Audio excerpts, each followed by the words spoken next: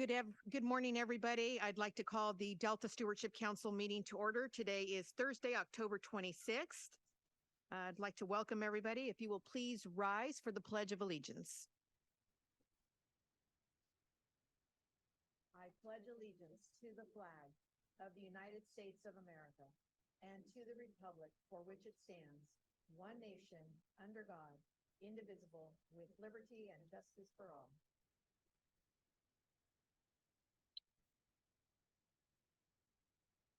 We will now do our roll call, and for that, I will ask Emma, if you will please call the roll, please. Yes, Madam Chair. Councilmember Damrell is absent. Councilmember Burgess. Present. Good morning. Diane, are you there? Oh, I'm sorry. Councilmember Burgess. Sorry, I muted myself. Yes, good morning. We can see you, but we can't hear you. Can you hear me at all? Well, Okay. we see you, so we'll just acknowledge that you're here until we get your audio working. Councilmember Waiso. Present. Councilmember Lee. Here. Councilmember Moranian. Here. Councilmember Zingali. Here. Good morning. Good morning, Councilmember Daniel. We Zingali can't hear you either. So. Also present. That's not Madueño here. Diane, hear each other. We will now move on to item 3, public comment. This item is for the public to comment on any topic not on the council's agenda. Any comments on the items on the agenda will be taken during that time. Emma, will you please read the public comment? Absolutely. If any member of the public is interested in providing public comment on any agenda item during today's meeting, please submit an email blue card to engage@deltacouncil.ca.gov as seen on the screen. Be sure to note your name and the agenda item that you wish to speak on. When called, the clerk will unmute you. And there is no public comment, Madam Chair. Great. Thank you so much. Oh, pardon me. We may have one on Zoom from Deirdre Desjardins. Okay, great. Deirdre, can you hear us? Sorry for the delay. You. Thank you. I did want to follow up on the letter I sent to the council about the conflicts of interest issues, the Delta lead scientist, and it's good that those are being resolved, but there's still some issues with continuing involvement in the 2 projects, the 2 large grant proposals that were funded through the University of California.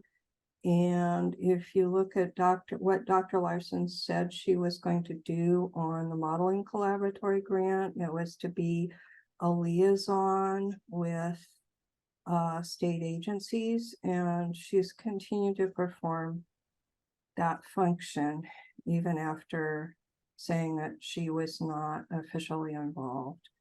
And we will be looking at the issue is that there were some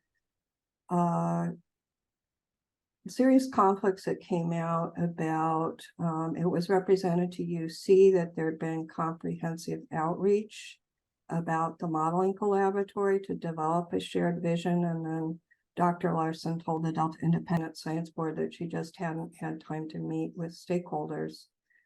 And I work with a very wide variety of groups, from climate advocacy groups to fishing and environmental groups,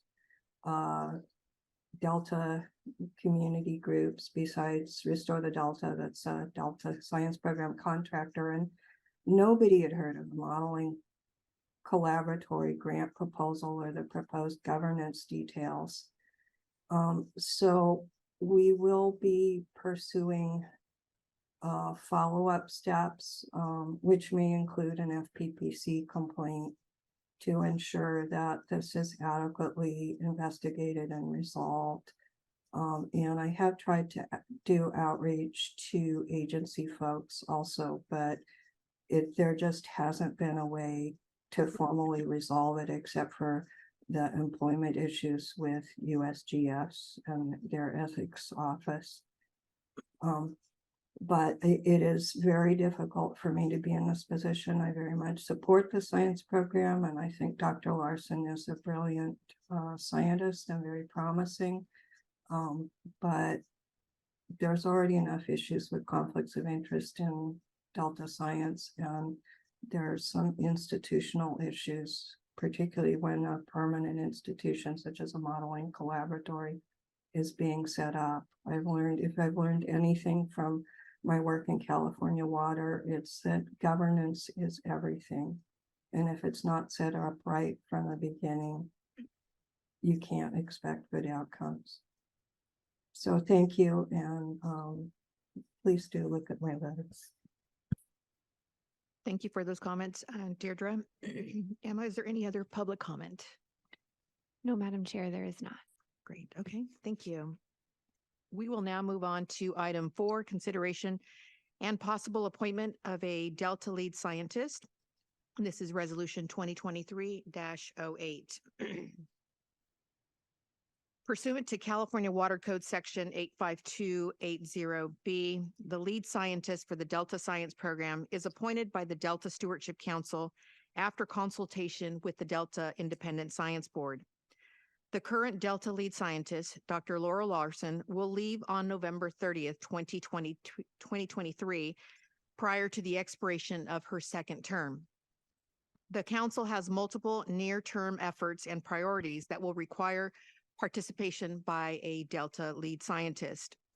The council, in partnership with the United States Geological Survey, has identified a potential candidate to serve as the Delta lead scientist while the recruitment process takes place, and has asked the Delta Independent Science Board for feedback.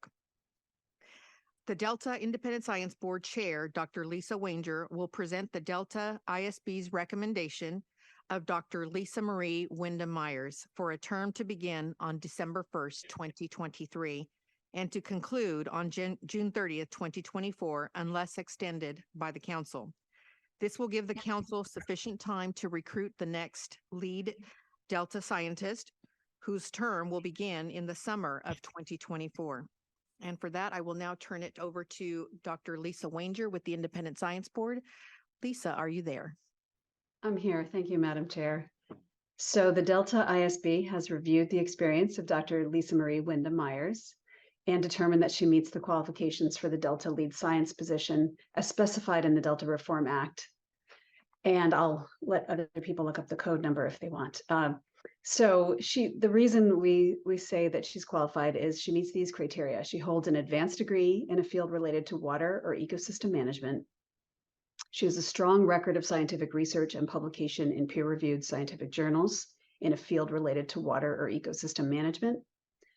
She has experience advising high-level managers in science-based decision-making in the area of water management and ecosystem restoration, and she has the capability to guide the application of an adaptive management process to resource management policy decisions in the Delta. So just a little more background on Dr. Wyndham Myers.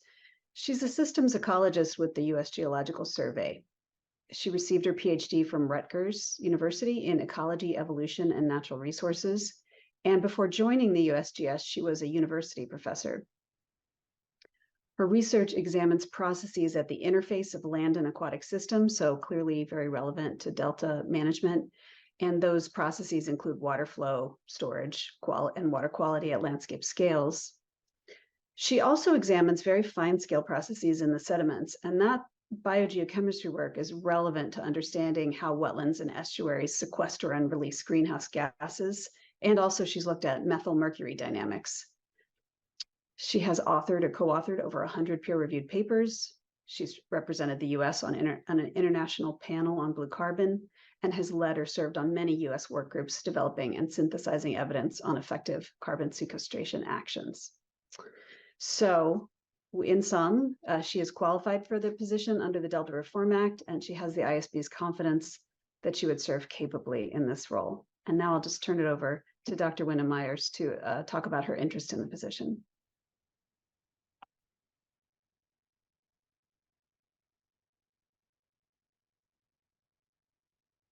Thank you. Thank you. Thank you for the warm words, Lisa.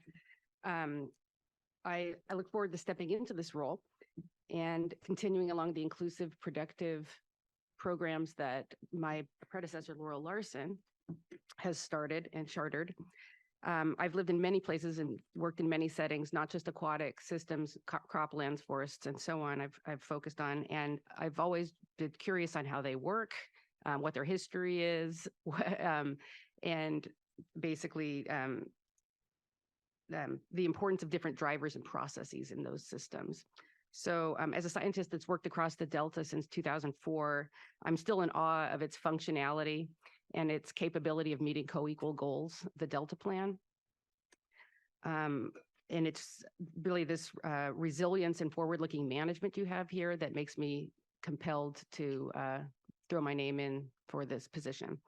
I think we can all agree that the Delta is especially complex and I have much to learn, but I also think I have much to contribute, thinking about things like science needs, science opportunities, and science challenges. So I hope this year, with a focus on decision-oriented science directions, we can collectively discover and create some new tools that can help meet future and current Delta challenges. So thank you for considering me. Thank you, Lisa Marie. And we'll go back to Dr. Lisa Wainger. Yes, thank you. So just to move this forward, the Delta ISB recommends that the council consider the appointment of Dr. Lisa Marie Wyndham Myers for the position of interim Delta lead scientist. Great, thank you so much. We'll now bring it back to the council. Does the council have any questions of Dr. Lisa Marie? At some point, I'm going to have to get used to Dr. Lisa Marie Wyndham Myers. You're going to probably be another Jay-Z where I'm just going to call you LM. A lot of people call me LWM. It's super LWM, common, I yeah. like it. LWM. Any questions? Okay. If not, this council will entertain a motion to adopt Resolution 23-08, appointing Dr. Wyndham Myers as the Delta lead scientist for a term to begin on December 1st, 2023, and to conclude on June 30th, 2024, unless, again, extended by the council. I will so move. Second. We had multiples. You're very popular. I think I heard for a motion first by and Councilmember Hueso and a second by Councilmember Moranian. And I just want to, before, Lisa, I hope you are okay with me calling you Lisa Marie. Just want to tell you how much I appreciated your comments and participation in last week's Independent Science Board subsidence workshop. I thought that was actually the first time I actually got to hear you speak. But just looking at your incredible resume and background, and I highlighted some of those. I mean, your degrees in ecology, your work in aquatic systems, your work in water flow, in storage, your work in wetlands, estuaries, in sediments, and obviously now carbon sequestration continues to be something that continues to be a very prominent issue in the Delta. Just think that you have an amazing background, track record, and experience, and I know that you'll be very successful. We hate to see Dr. Larson leave, but very, very proud to see somebody of your caliber step into that position. So I think we're very, very grateful. Okay. If, again, we have a motion and a second, the council, well, I think we should take a roll call vote, please. Is there any public comments first? Thank you, Madam Chair. There is not any public comment. Okay, we will now take the official roll call vote. Councilmember Burgess, Yes. Councilmember Hueso, Yes. Councilmember Lee, Yes. Councilmember Moranian, Yes. Councilmember Zingali, Yes. Chair Madueño. Yes. A unanimous vote. The council hereby appoints, with this vote, Dr. Lisa Marie Wyndham Myers as Delta lead scientist while the recruitment process for a Delta lead scientist is completed. This appointment shall not preclude Dr. Lisa Marie Wyndham Myers from participating as an applicant in the recruitment process. We have an immense gratitude again for Dr. Larson and all the work that she has done and has contributed, and again, all her invaluable contributions as Delta lead scientist. And I feel incredibly fortunate, I know this council does as well, to have been able to work with you. And equally, we have an immense appreciation to you, Dr. Lisa Wyndham Myers, again, for stepping up and agreeing to help us during this transition phase. Your qualifications, again, are truly exceptional, and stepping into this role, given the current priorities of the council and its Delta Science program, again, are truly needed, and we very much appreciate it. So thank you so very much. Madam Chair, Yes. we had a hand come up on Zoom after the vote, so I just want to check in and Oh. make sure that they have an opportunity to speak if they would like. Absolutely. Deirdre Yes. Desjardins, you should be able to speak now. Yeah, I greatly appreciate, and I have the highest respect for, USGS, researchers. And I just wanted to ask, I don't know if anybody actually filled, I'm sorry, I don't remember your name, our new lead scientist in on the previous ethical issues. The ethics office did ask Dr. Larson to withdraw her letter of commitment for the modeling collaboratory. These are really serious issues, and I hope that going forward, it's not just about personal conflicts of interest, but also having best available science needs to be inclusive, and it needs to include all stakeholders, not just large, well-funded ones like state water contractors or metropolitan water district. I know it's a difficult subject, but I really hope that there can be some learning from it. So that's all, and I very much appreciate it, and I think there were many good things that our former lead scientist did in her tenure, and I hope they can be continued. But again, I think we should be mindful of the mistakes. Thank you. Thank you for your comments, Deidre. Before we move on, just want to make sure there is no other public comment or hands raised. No, Madam Chair, we can move on. Thank Okay. you. Great, thank you. We will now move on to item 5, consideration and possible appointment of a Delta Independent Science Board member. And for that, we will call Dr. Larson. And again, Dr. Larson, the Delta lead scientist, will report on the results of the search to fill an upcoming vacancy and on the Delta Independent Science Board, and will provide a recommendation for the council's approval.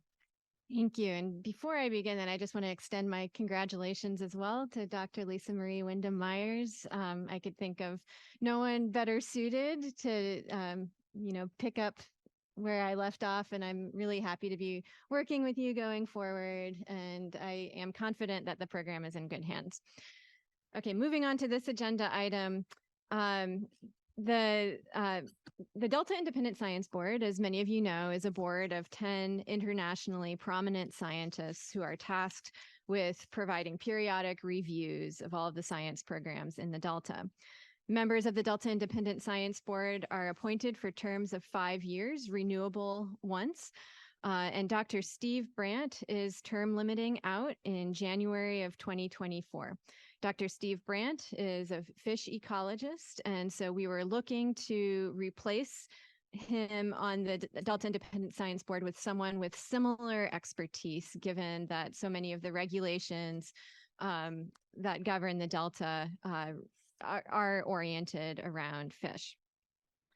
So I led a recruitment team that consisted of members of the Delta Science Program and the U.S. Geological Survey. We sought internationally prominent scientists with expertise in fish ecology for this position. We received 3 applications and conducted 3 sets of interviews. All 3 applications were extremely strong, but the recruitment committee unanimously voted for Dr. Kenneth Rose, who's currently an endowed chair in sustainable ecosystem restoration at the University of Maryland Center for Environmental Science, for our recommendation for the council to appoint him to this board. Now, Dr. Kenneth Rose is indeed an internationally recognized fish ecologist. He has over 220 scientific papers that he has authored or co-authored in the scientific literature. He has expertise primarily in fish modeling and understanding fish energetics, and his work has been applied to decision support in a wide range of ecosystems, including the Delta, but also including the Chesapeake Bay and the Louisiana Gulf Coast. Previously, he served on the Delta Independent Science Board when it was the CalFed Independent Science Board before the Delta Reform Act between 2004 and 2006. Dr. Rose is also unique in that he has a wealth of experience on boards and conducting reviews for institutions like the National Academy of Science. He served as a reviewer for the NAS review of the Edwards Aquifer, which is a similarly complex system to the Delta in Texas, where there's high demand for water and many competing uses. He also served on the National Academy of Sciences Committee on Sustainable Water and Environmental Management in the California Bay Delta. And multiple times he has served as a reviewer of the biological opinion for coordinated long-term operation of the Central Valley Project and State Water Project.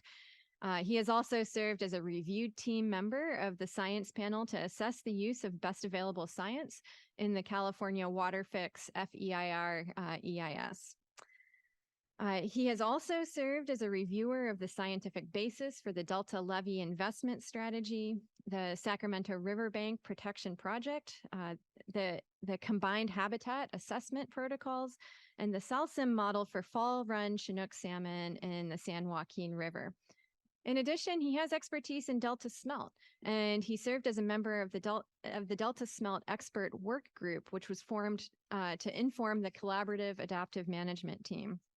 And he has participated in many workshops relevant to the Delta, and was an author on a white paper that was titled Toward Improved Decision Support Tools for Delta Smelt Management. So although he's worked in a number of different systems nationally, his expertise is quite relevant to the Delta, particularly with respect to some of our invasive species.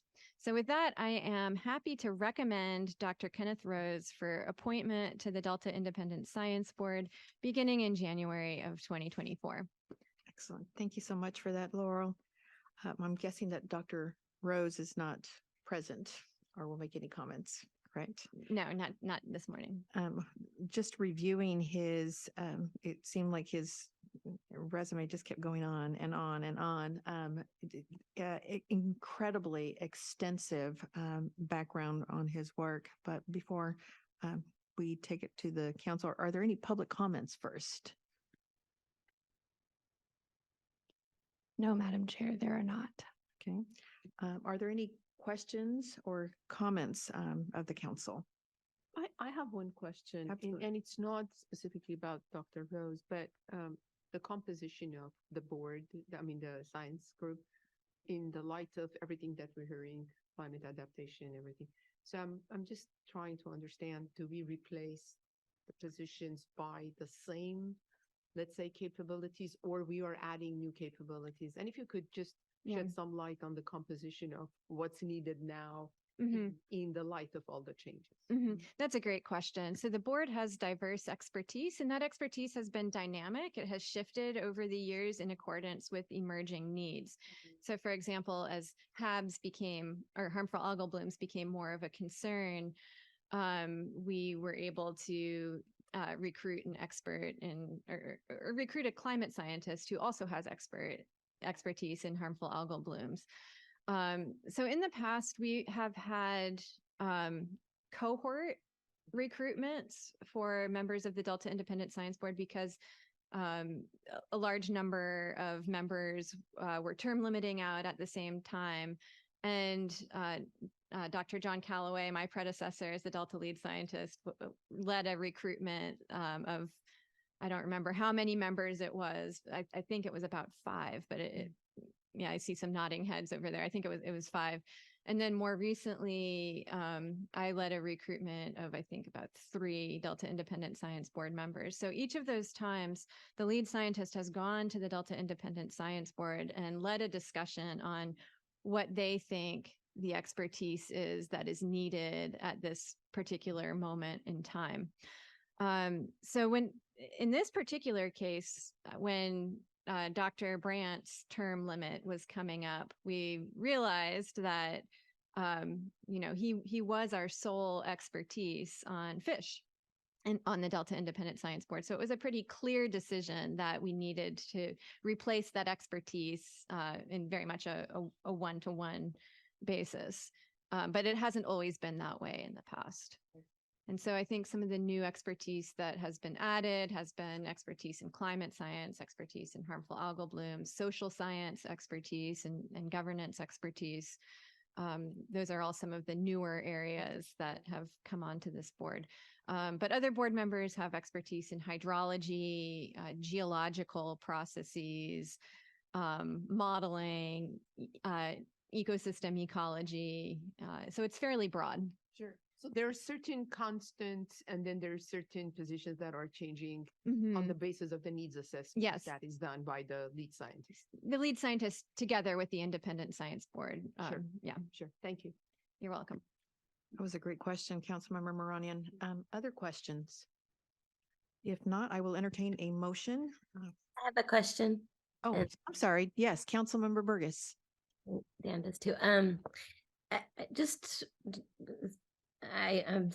I feel like, well, I am still new. So is there social scientists on the Independent Science Board?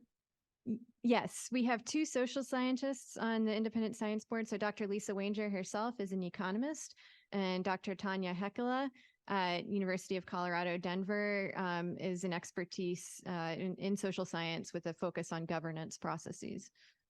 And that's relatively new in the last few years, correct? Yes. Yeah. Both Tanya and Lisa were appointments made as part of that cohort of 5 by Dr. John Calloway. Great. I think it's important to highlight that. Thank you. You're welcome. Thank you, Councilmember Burgess. Okay, I will entertain a motion and a second. Motion. Too. Oh, sorry. What did she say? Did you say you had another follow-up question, Diane? I think Councilmember Zingali has his hand up as well. Oh, thank you, Diane. I Oh, did. thank you. I can't But see. you asked my question, Diane. That was exactly where I was going. So thank you for that. Thank you. Thank you, Diane. Thank you, Councilmember Singali. Okay, now we will go. to Madam Chair, Yes. before we move on to roll call, we had another hand come up after public comment was called. Would you like to take public comment at this time? You know what? Public comment is always welcome and important. So yes, we'll take that. We have a public comment from Deirdre Desjardins. You should now be able to speak. Thank you. I actually didn't have anything to say until Councilmember Burgess asked that excellent question about expertise. And I wanted to say, so I have a research background in nonlinear dynamics and chaos theory and complex systems theory. And I did research at Santa Fe Institute and the Center for Nonlinear Studies at Los Alamos. And their developments, we had September broke all previous records for global temperatures by 0.5 degree centigrade. And Stefan Remsdorf, who is a preeminent climate scientist known for his work on the Atlantic deep ocean overturning circulation, said there's something going on that we don't understand. And it's a time of great uncertainty. And I don't think that expertise can necessarily be incorporated in the Delta Independent Science Board. I have been getting them some information about accelerating climate change, but there's a very real question also because there's been an absolutely anomalous marine heat waves all over the world. Like 72% of the global oceans had a marine heat wave, which is defined as exceeding 90th percentile. So we don't know exactly why it's happening. I'm working with Climate Action California, which is a network of climate advocacy groups to advocate for and academics to advocate for restoration of the Climate Change Technical Advisory Group. But I think it's also really important going forward that the Delta Science Advisory Committee, which was treated as personal mentors by Dr. Larson, but that it actually meet publicly because it's the one committee that has scientists like Daniel Swain on it. And you're really going to need that information. It's just a time of accelerating climate impacts and great uncertainty. And it's something I've researched extensively. I've gone through about 16,000 articles in the literature over the last year and selected about 1,600 to read more closely. And there's absolutely some new research that's coming out that's incredibly important. So thank you. Thank you for those comments, Deirdre. Okay, we will now move on again to the roll call and vote. So is there a motion to approve? I'll make a motion to appoint Dr. Kenneth Rose to the Delta ISB. Second. It's been moved by Councilmember Lee, a second by Councilmember Moranian. Emma, will you lead us in the roll call, please? Councilmember Burgess, Yes. Councilmember Weso, Yes. Councilmember Lee, Yes. Councilmember Moranian, Yes. Councilmember Zingali, Yes. Chair Madueño. Aye, yes. Vote passes unanimously. Thank you so much, Laurel. We will now move on to item 6, and that consists of the consent calendar. Are there any public comments on the consent calendar? Move the consent calendar. Okay, is there any public Second. comment first? No, Madam Chair, Okay, there is not. perfect. Okay, it's been moved by Councilmember Weso, a second by Councilmember Moranian. Roll call, please. Councilmember Burgess, Yes. Councilmember Weso, Yes. Councilmember Lee, Yes. Councilmember Moranian, Yes. Councilmember Zingali, Yes. Chair Madueño. Yes, motion approved again unanimously. We will now move on to the chair's report. I'll keep it short and simple. Want to just highlight a couple of key things that happened over the last few weeks, I should say 3 weeks since the last time we met. Actually had the opportunity to attend a Metropolitan Water District Committee meeting down in Los Angeles. I was joined by our executive officer, Ms. Jessica Pearson, and had the opportunity to really get down and meet on a more personal level with members of the Metropolitan Water District, have an exchange, if you will, a discussion about, again, our role as the Delta Stewardship Council, our responsibilities, our authority, and how we interact, again, with any and all water districts throughout the state of California. Jessica will give you more of an update, but just want to share with you that I thought it was a really productive meeting. Again, we come to these council meetings and we sit, behind this dais, but it's important to go out and actually meet with water districts in their area, and again have that healthy flow of discussion about what's important, what they see from their vantage point, and again for us to be able to embed ourselves and again highlight what our role is and how we can better work together. Secondly, just want to acknowledge and congratulate the Independent Science Board for what I considered just an excellent subsidence workshop that was held last week for 2 days. There were a lot of key takeaways. But I think the entire workshop was just excellent, but the panel with the farmers, I thought was just golden. I think there was just so much information that was being shared, a lot of healthy discussion. And again, I'll let some of the others that were in existence and attended to be able to give more of an update.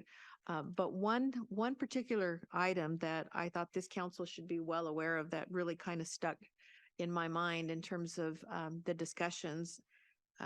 And there were three, and I don't remember again who the panelist was, but said, the 3 S's that are going to be fundamental and critical to our work at this council and the impacts to the Delta, the 3 S's: seismic activity, sea level rise, and again, subsidence.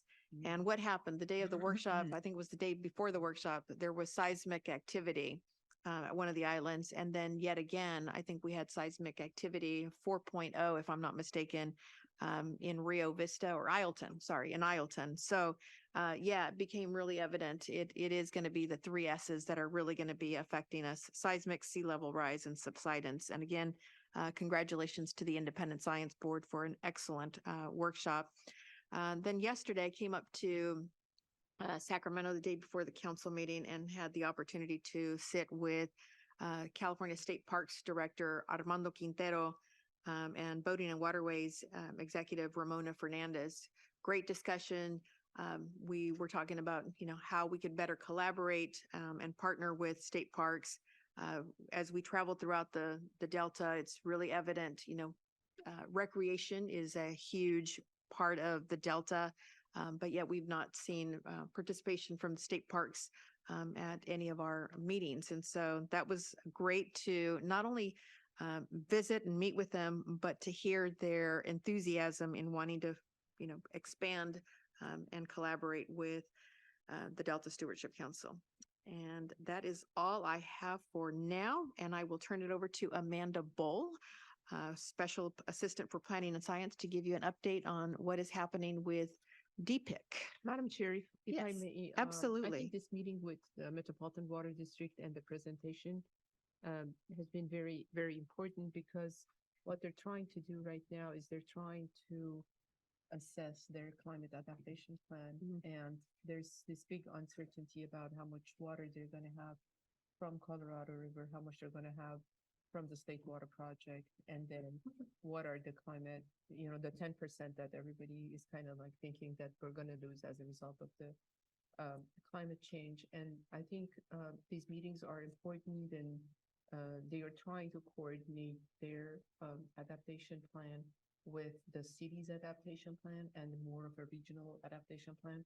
So I think I really encourage more collaboration between us and, as you said, specifically the bigger water agencies that are right now in need of collaboration. So I think that it was a very good move on your behalf, and you have just a person to have this, and it's good to keep some kind of a continuous update.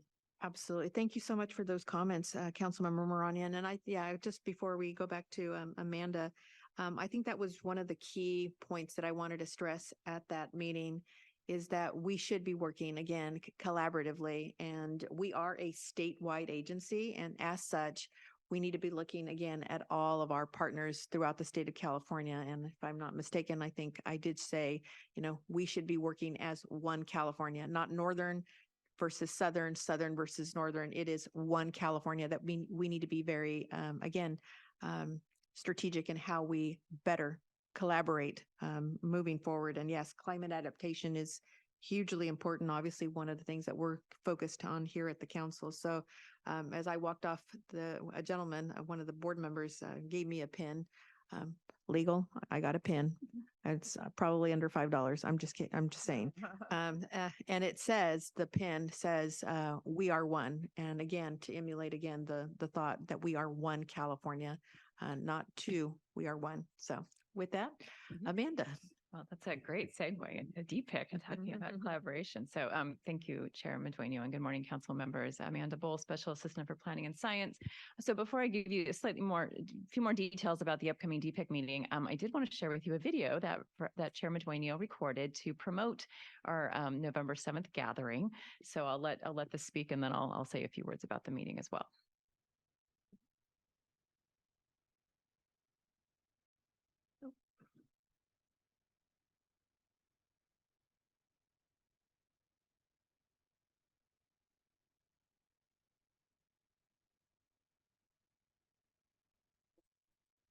I'll have to reenact it. I'll have to lip sync it.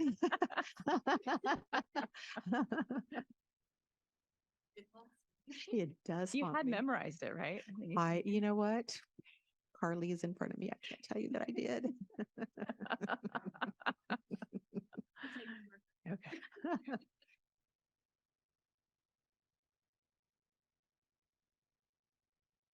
It's good, I promise.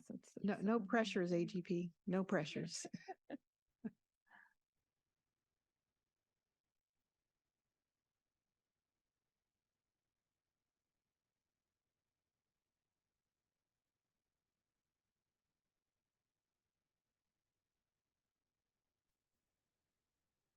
I'm Virginia Madueño, Chair of the Delta Stewardship Council, and I'm looking forward to seeing you at our DPIC meeting on November 7th at the Bay Model Visitor Center in South Salito. Hosted by the U.S. Army Corps of Engineers, the Hydraulic Bay Model provides a unique opportunity to view the entire Bay Delta system at a glance. At the meeting, we'll learn about the origins of modeling in the San Francisco estuary and current efforts to better integrate modeling into governmental decision-making. Another agenda item I'm personally looking forward to is a discussion about the Delta Stewardship Council's Delta Adapts program. This is our climate initiative that promotes a resilient future for the Delta. More details can be found at deltacouncil.ca.gov.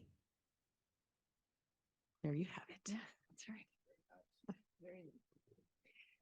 Yeah, so the focus of the meeting is kind of threefold. One primarily is modeling, and in particular integrated modeling, and we are meeting at the Bay Model, and this came about through this conversation that Chair Madueño had with our DPIC representative from the Army Corps, Josephine Axe, who said, "Hey, it'd be really great to host a DPIC meeting in the future." And so we thought, as this agenda was shaping up, that this was like really the perfect time and opportunity to do so, and to really be talking about modeling and integrated modeling and modeling past, present, and future at a place where a lot of people consider modeling really kind of got its start in the Delta. And so we have a really diverse panel set up to again kind of talk about the role that the science program and DPIC have played in promoting modeling over the last several years, and then talk about the work that is starting to pick up around a modeling collaboratory that is being led by UC Berkeley and being funded through the University of California system and the California legislature. That panel is going to include actually a representative from the Speaker's office who's going to be there to talk about kind of the role of university and state partnerships. And we're also going to have representatives from NOAA, Department of Water Resources, State Water Resources Control Board, and then also Peter Goodwin, a former Delta lead scientist, will be moderating the panel. And he brings a very long history with working on modeling and promoting modeling, not just in the Delta, but also in the Chesapeake system as well. And then in terms of Delta Adapts, we'll have Jeff Henderson and Morgan Chow from our staff there to talk about the draft adaptation scenarios. We really want to provide the DPIC leaders with an opportunity to kind of hear kind of high level what those are, hear how we're engaging with their staff, and really what role the different DPIC agencies play moving forward in helping to implement some of those adaptation scenarios as they get finalized. And then finally, we're going to also release the fiscal year 2021-2022 Delta Crosscut Budget Report. And this is the fourth year that we have released this report. This is, again, it pulls together the science and restoration funding data from many of the DPIC agencies throughout the system. And it really is currently our best way to really kind of track Delta science funding over time. And so as we now have 4 years under our belt, there will be some comparisons in the report. And I do plan to bring that report to the council in November as well. So I'll save that for then. And so again, we have a number of different issues that we're covering, but really the focus of the meeting is collaboration and how the DPIC agencies can be working together to to promote some of these larger initiatives that really need everyone at the table to make a go of them and to really have them be successful. So if you're in Sausalito on November 7th, encourage you to stop by, and we will also be there'll also be a Zoom link, so encourage you to listen in as well. So thank you. Great. Thank you so much for that, Amanda. Before I open it up to council questions, and Daniel and Diane, I wish you guys could hit me over the head because I can't see your hands. But just want to acknowledge and thank Amanda for your leadership. We try to give DPIC kind of a reface, if you will. And I'm seeing that, again, because of your hard work, your leadership, we're starting to see that DPIC is really starting to take more of a new, really, it's taking on a new role in terms of how we are working better together. I think that the Delta Stewardship Council really does become really the convener, the true convener of all of these agencies that have jurisdiction and work in the Delta. And as you take a look at all of the multiple federal and state agencies, local agencies, again, that have a role and responsibility for the Delta, these conversations are critical moving forward. Adaptation, obviously climate adaptation is one of the key items, modeling, and how do we move all of these efforts forward? We need to have the policymakers and all of the agencies there at the table. So again, just want to publicly thank you, Amanda, for all of your work. Any questions, comments? If not, we will ask for public comment on this item. Yes, Madam Chair, we have a public comment from Deirdre Desjardins on Zoom. You should be able to speak now. Thank you. I did want to point out, I've been advocating for research that's being done, headed up by Clara Desser at the National Center for Atmospheric Research in Boulder, to be incorporated into the work on California climate adaptation. And it's critically important because there's been an anomalous La Nina-like trend since the El Nino in 97, 98. And it's been associated with longer, drier periods in California. And it's called the pattern effect. And there's research, it's right on the edge of the climate model projections that the Department of Water Resources is using for climate adaptation. And there's a lot of research being done that indicates that it's due to aerosol recovery. Aerosols are particles that were cooling for a while, and now that there's some new research that indicates that the La Nina-like trend might continue, which means the pattern of wet and dry years that we saw, where it was a lot of dry and critically dry years with periodic very wet years like 2011 and 2017, may continue. So it's critically important for water supply planning. And with the newer, hotter droughts, we're also getting reduced watershed runoff. And it's been very difficult to access for any stakeholders to access the science advisory committees. I've been advocating, for example, at the Integrated Modeling Steering Committee meet publicly, the Delta Science Advisory Committee, and under the Bagley-Keene Act, standing committees really are supposed to be meeting publicly.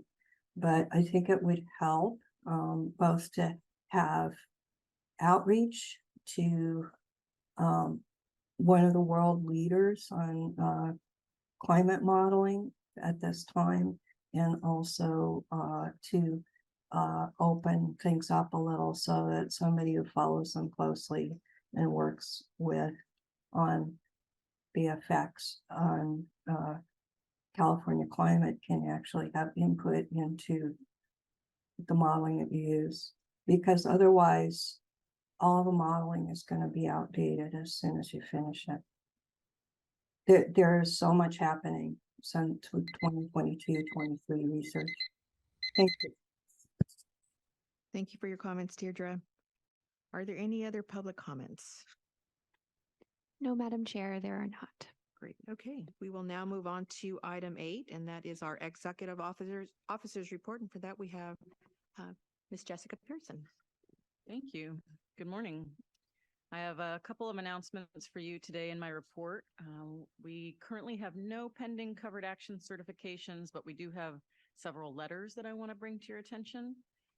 And just a quick note for those who are interested in Chair Medueno and my presentations to the Metropolitan Water District's Bay Delta Committee, the recording is archived online on their website.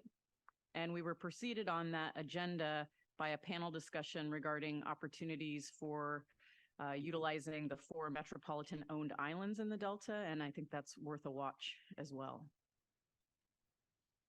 So in your board packet and online, you've got, I believe, 5 recent letters. First, on October 9th, the council sent a letter to the city of Sacramento regarding their draft master environmental impact report for the city of Sacramento 2040 general plan update and climate action and adaptation plan. As you know, a portion of Sacramento lies within the legal delta, and these plans aim to determine the extent and types of development needed to achieve the city's long-range vision for physical, economic, social, and environmental goals. It also helps them achieve compliance with certain state and regional policies, and it provides the basis for establishing and setting priorities for detailed city programs. The city is invited in our letter to engage with council staff in early consultation on Delta Plan consistency. The second letter is to the California Department of Fish and Wildlife about a request from the Delta Conservancy for Fish and Wildlife's concurrence regarding what's called a statutory exemption for restoration projects, or a SERP. And this is for the Staten Island Wetland Restoration and Carbon Farming for Habitat, Climate, and Communities project. You'll recall that we heard a presentation this past August from the Fish and Wildlife on the SERP, or the exemption related to a project in Knightson. The Staten Island project aims to restore 750 acres of wetland habitat, including both managed seasonal and semi-permanent wetlands that will provide fish and wildlife benefits. And so in our letter, the council staff advises CDFW that we don't find this project to have unusual circumstances that would indicate a substantial impact on either of the co-equal goals. So staff has invited the Delta Conservancy and CDFW to present to the council on this project at a future meeting. The third letter is to the Regional Water Authority regarding their notice of preparation of an environmental impact report for the Sacramento Regional Water Bank. This project aims to establish a regional water bank to increase drought resilience, maintain water supply reliability, adapt to climate change, and contribute to healthy ecosystem functions. Council staff invites the RWA to engage in early consultation with us so that we can better understand the details of their project and how it may intersect with the Delta Plan. Another letter was sent to the County of Contra Costa's Department of Conservation and Development regarding their notice of preparation of an environmental impact report for their 2045 general plan and climate action plan update.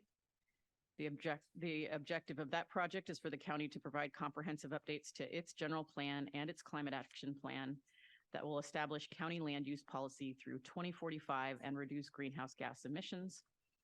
The council invites the county to continue to engage with staff in early consultation to discuss project features and mitigation measures in order to promote consistency with the Delta Plan. Finally, each council member this week received a copy of a letter from Congressmember John Garamendi that was sent to the Sacramento County Board of Supervisors, but we were CC'd. This is regarding a proposed green waste processing project near Twin Cities Road and I-5 in the Delta primary zone. The project application was referred by the county to the council, and council staff have been coordinating with the county staff regarding the project. And next week, we will be meeting the Chair Medueno and I and staff with Congress Garamendi's office to better understand their concerns with the project. So I'll keep you updated as any of those develop. I do have a personnel announcement. Hannah Cheney, who I believe is in the audience with us today, you want to give us a wave, Hannah, has joined the Planning and Performance Division as a senior environmental scientist. Hannah is originally from Louisville, Kentucky, and she moved to California 3 years ago to get her master's in international agricultural development from UC Davis.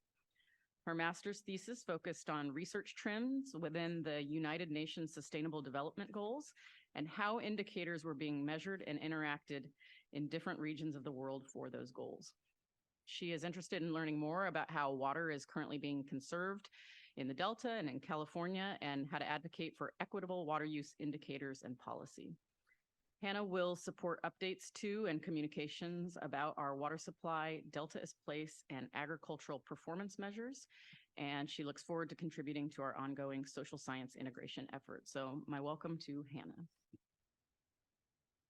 In your packets this month, you have your routine reports, your outreach highlights report, your active projects list. Also, it's time for the quarterly contract report, which is included. Notably, there's a new format for the contract report, so if you have any feedback on that, please let me know. And for the outreach highlights report, just one little tidbit. Last month, since the California Court of Appeals dismissed the last remaining lawsuit against the Delta plan, we issued a news release on that. And the links provided in that email announcement received double the clicks we usually see. So obviously that news was of interest to our followers. And now I'm going to turn it over to our Chief Counsel, Jorge Aguilar, who has a brief legal update. I'm sorry, can we ask a question? Sure. Before you, on on Congressman John Garamendi's letter, you would report back, right? Because there's a lot of background in there. Yes. That is, where is it? Why is it there? And Yes. what are the fundings to move it? That's what I'm interested. that's the information exactly that we're trying to gather. And then we'll be meeting with the Congress member next Friday, I believe. That'll be great. Thank you. Mhm. So for today's legal. Oh, thank you.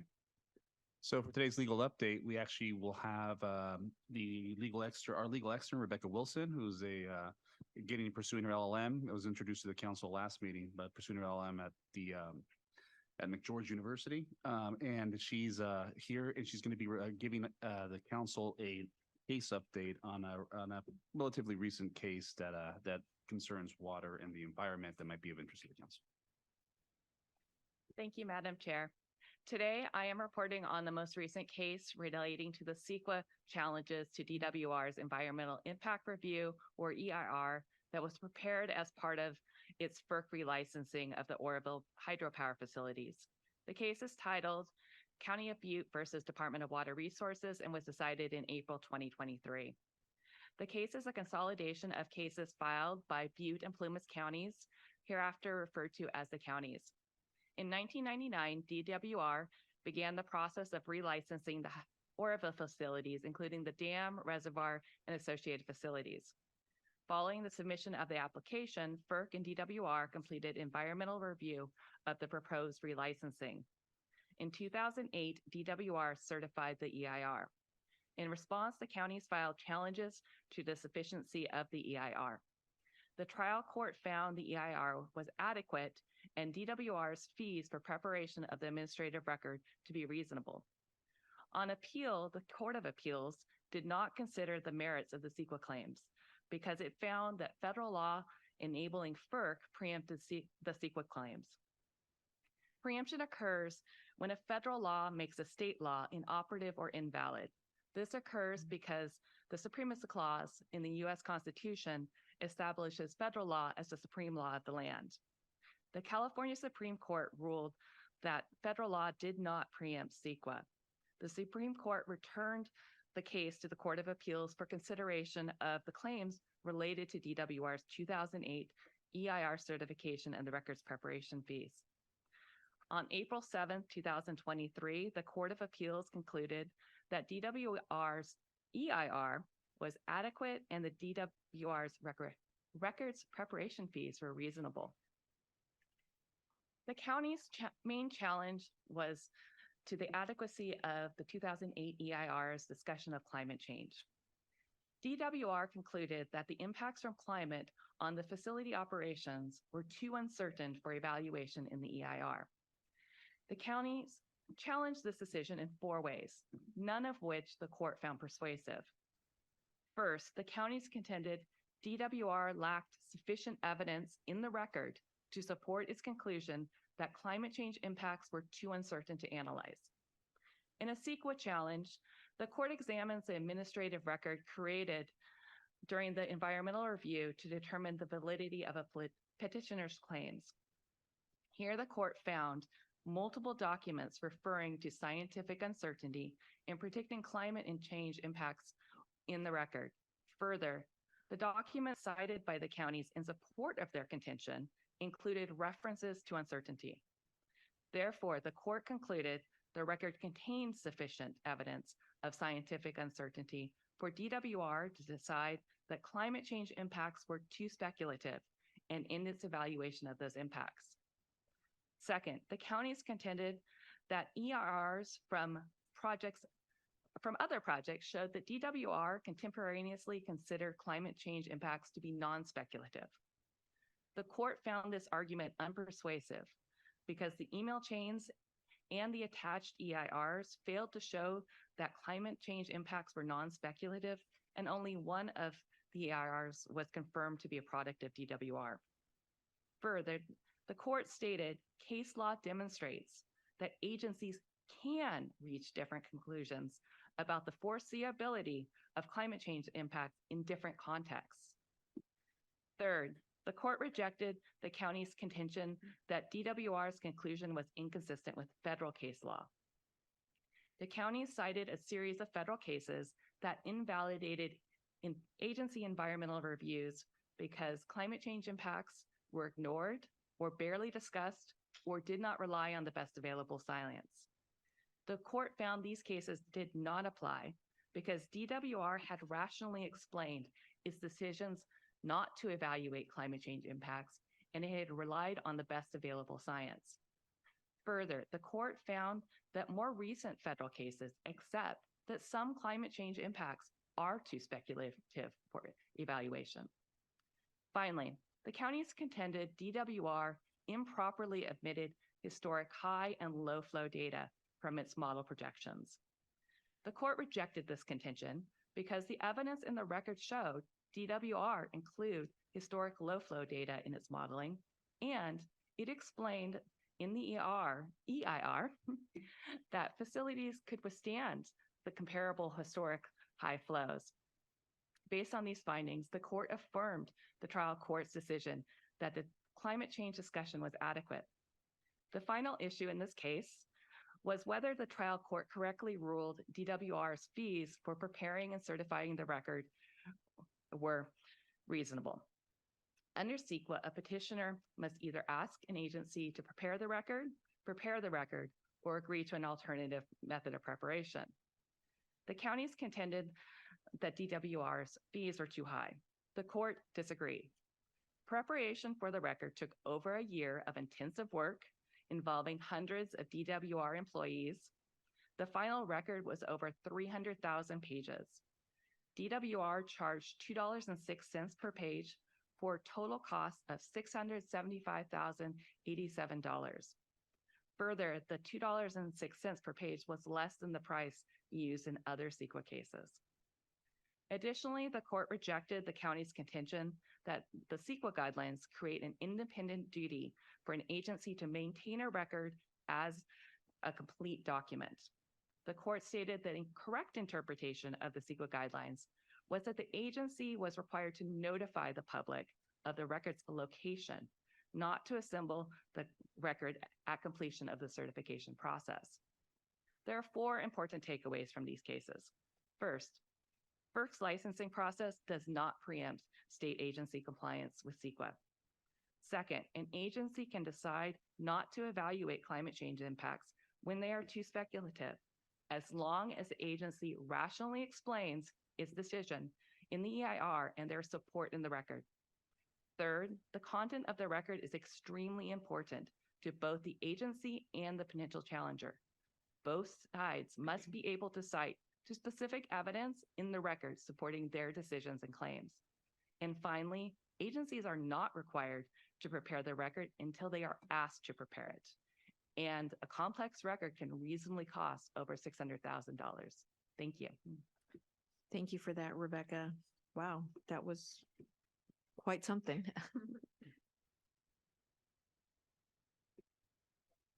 Yes. Are you done with your report? No. I have a question for Jorge and Rebecca. Yes, Councilmember Zingali. Thank you for that, Rebecca. That was really terrific, very clear, and very interesting.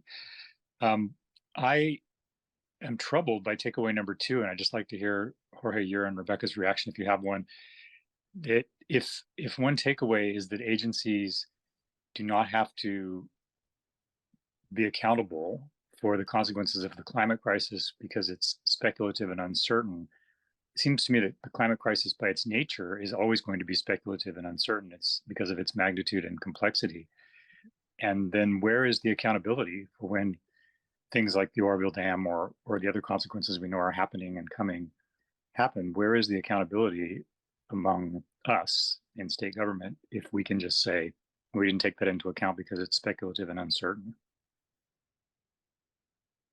In response to that, I would state that the CEQA statute and guidelines do say that an agency can stop evaluating impacts if they are too speculative. I do agree that climate change does need to be considered, and DWR has considered in other circumstances, specifically in the Oroville facilities, they could not reasonably determine what the climate change impacts would be over the 50-year license. So in most of the court cases, the horizon line of about 50 years tends to be too speculative. And there was another case at the U.S. Supreme Court about polar bears, similar timeline. 50 years was too speculative. So part of the upshot is, it depends on the record and the evidence, but also, sometimes the timing can dictate where the court lands on this issue. Yes. Thank you. It's regarding the same issue. My question is that this is an issue that a lot of the future infrastructure is going to deal with. And I'm wondering if there's a precedent of how we deal with it, or there is some kind of a process that it has to go through. No matter what we build and plan, that is a major infrastructure project, we're going to face this. So I want to know what's around this. And when you talk to the academia, they say that they're the only ones who get very close to those models. Maybe you can comment on that the industry doesn't have that. And it's so important to bring the academia into this because they're closest to this. And then the other issue that I'm hearing a lot, specifically in the South with the metropolitan, is that I think the EIR talks about 30 years or 40 years, and they ask for 70 years because they think that over 70 years, if we calculate this, their pumps could be obsolete and not be able to work every day or periodically. So can you shed light on this of what is the industry practice? Is it going to come up with every project? I think and how do we resolve it? I think exactly. It's going to be a case-by-case basis, depending on what the impact is, how much science there is, and whether or not the agency can semi-accurately project what could happen so that it could evaluate those impacts. What do you think, Dr. Larson? Really don't know, but I think that one of the things that we've been pushing for in the science program is more transparency and accessibility around modeling and modeling results, which will, I think benefit these processes and how they're perceived by the public and other parties. Do you think taking longer years is a good methodology? Does it, like 30 years versus 70 years is what MWD now is asking for, I think, when they reviewed the EIR. Is that something that makes a difference? I don't know. It's a really good question that I think deserves more conversation.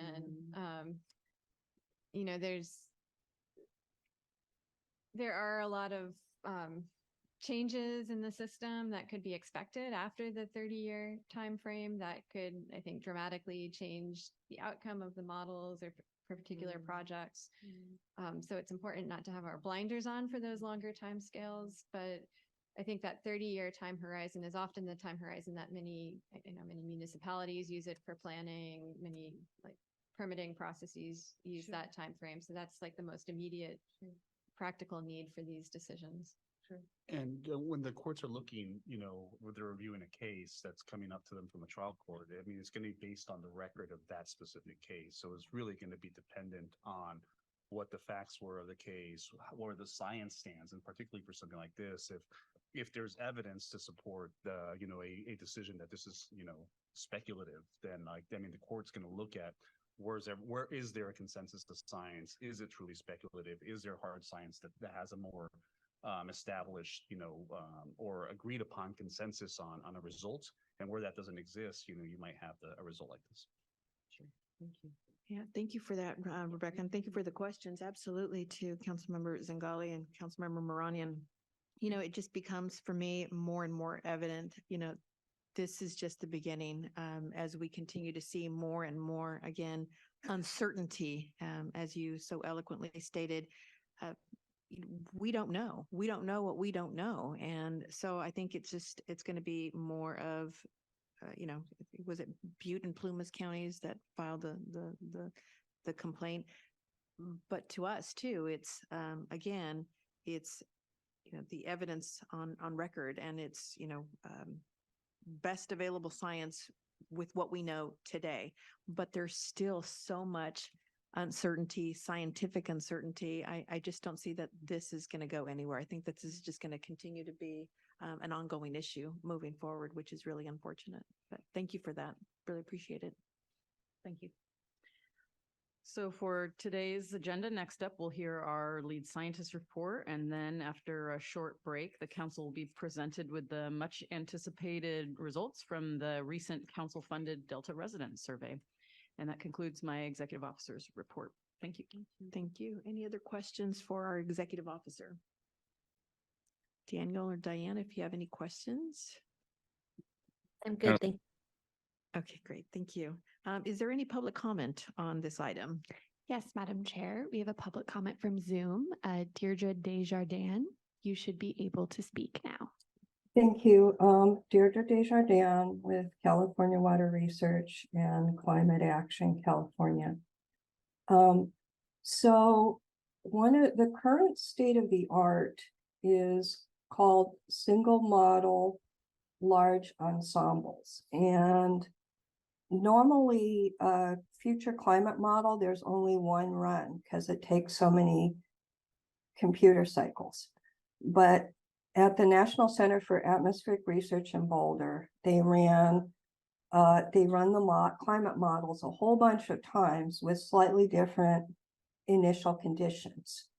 And this produces a much better sampling of extremes, including extreme droughts and extreme precipitation, extreme wet flood scenarios. And that's what Daniel Swain used in the ArcStorm 2 scenario. And DWR is going to pay for modeling of that. But it wasn't used in the Central Valley Flood Protection Plan modeling. And it's also is not being considered for the modeling collaboratory. And the problem is you're gonna undersample extreme wet events and extreme dry events. And the other thing is that DWR uses perturbations of the historic hydrology in climate modeling, and the Climate Change Technical Advisory Group told them to stop that. The review panel for the Central Valley Flood Protection Plan said, yeah, that was a 2000s methodology. They need to be taking the output from these large ensembles and routing the precipitation directly rather than trying to perturb some historic storm. Typically they use the 1997 storm. And there was some modeling of extremes by ArcStorm, and it just got dropped by DWR. It was political. It's described in an article called The Trillion Gallon Question. And dam safety was also taken off the table for political reasons. And it's described very carefully, and it's going to be catastrophic if we cannot, if we have to keep litigating this. As you can see, it's not going to be litigated successfully even by the counties, sorry, that have populations that are at risk. So it's one of my biggest concerns. Thank you. Thank you for those comments, Deirdre. We will now move on to item 9, and that is a report from our lead scientist, Dr. Larson. Thank you, Chair Madueño, and good morning to all of the council members. As I warned you last month, today's article spotlight is all about water quality. So last month we talked about methyl mercury. And today we're going to talk about contaminants of emerging concern, which I'll just refer to in shorthand as CECs. And if I could get the visual up, that would be great. Thanks. So water quality is an issue that has really risen in prominence in the Delta during my tenure as lead scientist, as we saw drought leading to worsening water quality conditions, and we experienced several major harmful algal bloom events. And while we do have certain regulatory standards for aspects of water quality, like salinity and mercury, which again, we talked about last month, and there is growing interest on the part of the water boards and others to develop new regulations that may lessen the occurrence of HABs. There's a whole host of chemicals that are not regulated and about which we know very little. And these chemicals include things like pharmaceuticals that make it into our wastewater treatment processing system, pesticides and herbicides for which new formulations are continually emerging and being used, and even personal products such as sunscreens. So an active area of research is how these CECs, contaminants of emerging concern, might impact aquatic life and humans. You may have heard just from reading the news how certain pharmaceuticals cause physiological abnormalities in fish and amphibians or have adverse reproductive effects on aquatic wildlife. But we're also now learning other ways in which these chemicals might alter the behavior of aquatic organisms.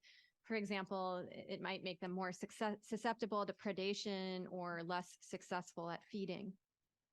Researchers often work to establish ecotoxicological thresholds for CECs so that below those thresholds, there's not substantial adverse effects on aquatic life. And these thresholds become important to try to maintain concentrations below in our natural waterways. But I'd say that overall, this body of work is struggling to keep up with the dynamic nature of the industries that are producing these chemicals. And monitoring of CECs is not something that's routinely done. And that's why these contaminants feature prominently in the Science Action Agenda in our Action 5E, which is to quantify spatial and temporal patterns and trends of chemical contaminants and evaluate ecosystem effects through monitoring, modeling, and laboratory studies.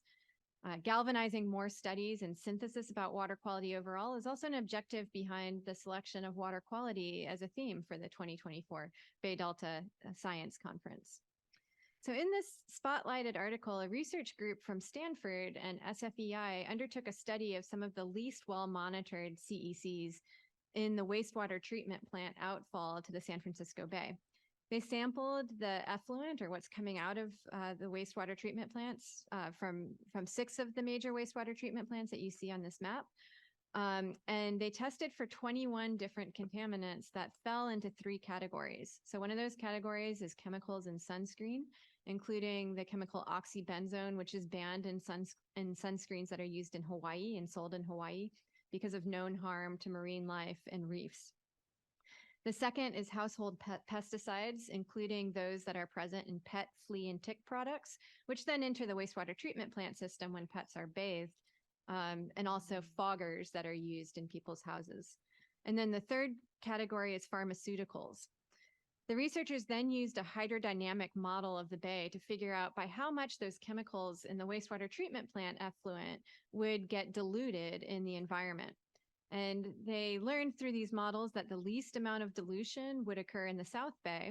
So they compared the expected diluted concentrations of the chemicals there to known ecotoxicological thresholds to determine whether they would potentially pose a threat to aquatic ecosystems. And what they found is that these CECs, the 21 CECs that they tracked, were pervasive in the wastewater treatment plant outflow that they sampled. Out of the 21 CECs, 11 were detected in at least 70% of the samples, so a large majority, with 3 of the pharmaceuticals and 1 of the urban pesticides found in 100% of the samples. 2 of these high detect CECs were sunscreen chemicals, and 4 of them were urban pesticides. And so out of these 11 high detect CECs, 6 exceeded ecotoxicological thresholds at concentrations that were present in the effluent, so in the concentrations that were just coming out of the wastewater treatment plant. And that includes that 1 sunscreen chemical, oxybenzone, the one that's banned in Hawaii, and 4 urban pesticides. And then once they accounted for the dilution present in the San Francisco Bay, 1 CEC, which is a pesticide that's often used to control for fleas and ticks in pets, called imidacloprid, would be present in concentrations over 2 times that ecotoxicological limit. And 1 pharmaceutical would be present at a concentration approximately equal to the threshold. So these results were specific to the San Francisco Bay, but I don't think they would be terribly different if that sampling were done in wastewater treatment plant effluent that was being discharged into the Delta. And I think it underscores the need for more studies like this to be conducted in the Delta. Now, for that 1 pesticide that is present in concentrations over 2 times higher than the limit, the authors suggested that they could reduce those concentrations by about 50% by treating wastewater treatment plant effluent with ozone and ozonation treatment, which has been shown elsewhere to diminish concentrations of that particular pesticide. It is something that's likely to be expensive, though. So stay tuned as more research comes out about these CECs in the Bay and the Delta. And I expect this is something that we'll hear a lot more about at our upcoming conference in 2024. Any questions about that article? Yes. I have a question. I'm glad that we're studying this. Number one, I'm very interested in this issue. How do you think the issue with those particular CECs compares to microplastics in the ocean, primarily from abandoned fishing nets and other plastics that are dumped in the ocean? And is that something that we're also taking a look at as we look at this particular other? Yeah, that's a great question. And I think that microplastics are equally worthy of our consideration as a scientific community. The microplastics in the ocean could be moved into the Bay and the Delta through the very strong tidal action that we have here, and is likely to have an effect on aquatic wildlife. I think that one of the big challenges that I see for the science community is there's just so many of these contaminants, and the effects are so diverse. Like, researchers right now are looking at the effects on different life stages of fish that we regulate for, but there are very likely to be impacts that are much wider ranging than those species specific or life stage specific impact. And so this is why it is a science action. It is a huge issue right now. And I think our role as a science program is to continue to perform synthesis of those studies where they exist, to encourage additional studies through funding work, through our Delta Research Awards solicitation, for which projects are required to be responsive to the science action agenda, and then sponsoring specific workshops, or like in this case where the Bay Delta Science Conference will have a water quality theme. I expect this is a topic that will come up quite a lot. I know that the Delta Independent Science Board also has some interest in looking into a future review that focuses on water quality and contaminants of emerging concern. So that's something I think we'll see more discussion about from them in the future. That was a great question, Councilmember Lee, and it was actually part of what just for clarification, the ecotoxicity. Yes. Does that include the microplastics, or is that separate from? So toxicity thresholds are developed on a compound specific basis. So, I am not very well immersed in the microplastics research, and whether it is routine practice to develop specific thresholds for specific organisms for microplastics.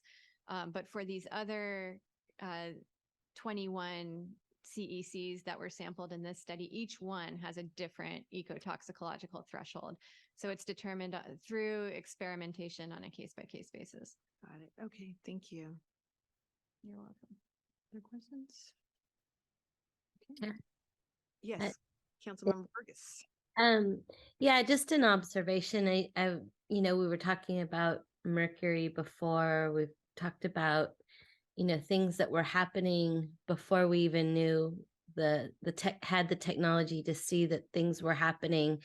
And now we're looking at, these different things that are creating the ecotoxicity. And the thing is we don't even know what we don't know yet. There's going to be things that we will discover probably that we are doing or have done that has contributed to some of these things. And it's just an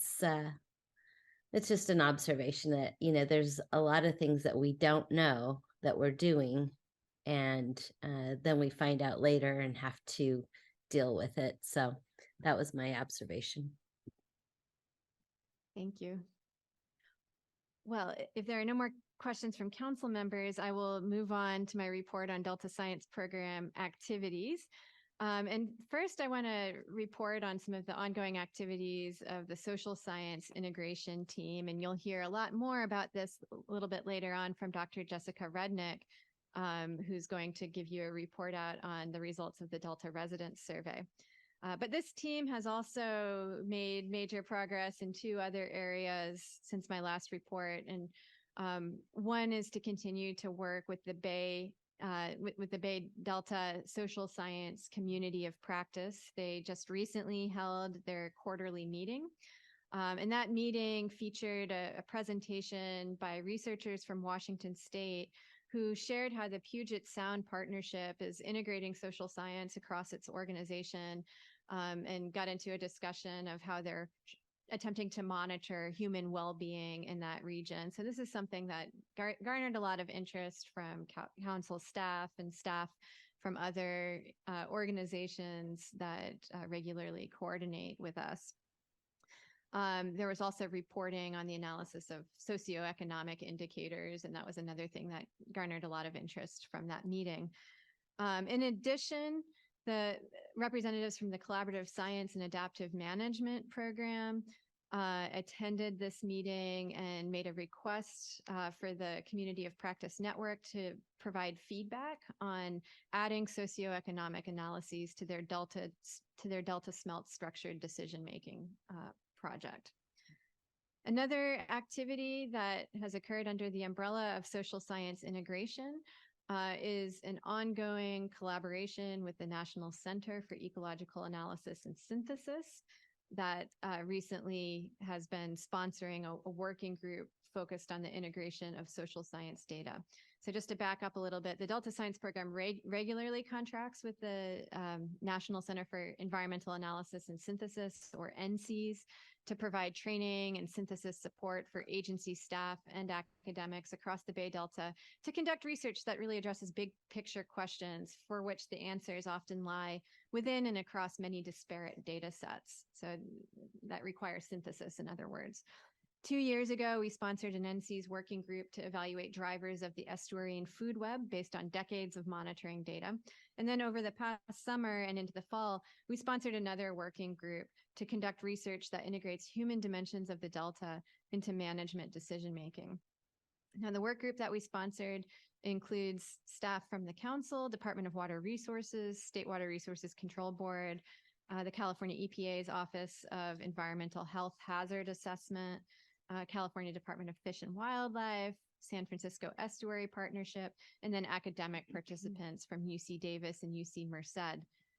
The training on open science synthesis that NCES conducted consisted of 3 one-week-long workshops that provided instruction on how to implement open data science. That third week of the workshop just wrapped up this month. And now the working group is continuing work on 2 research syntheses.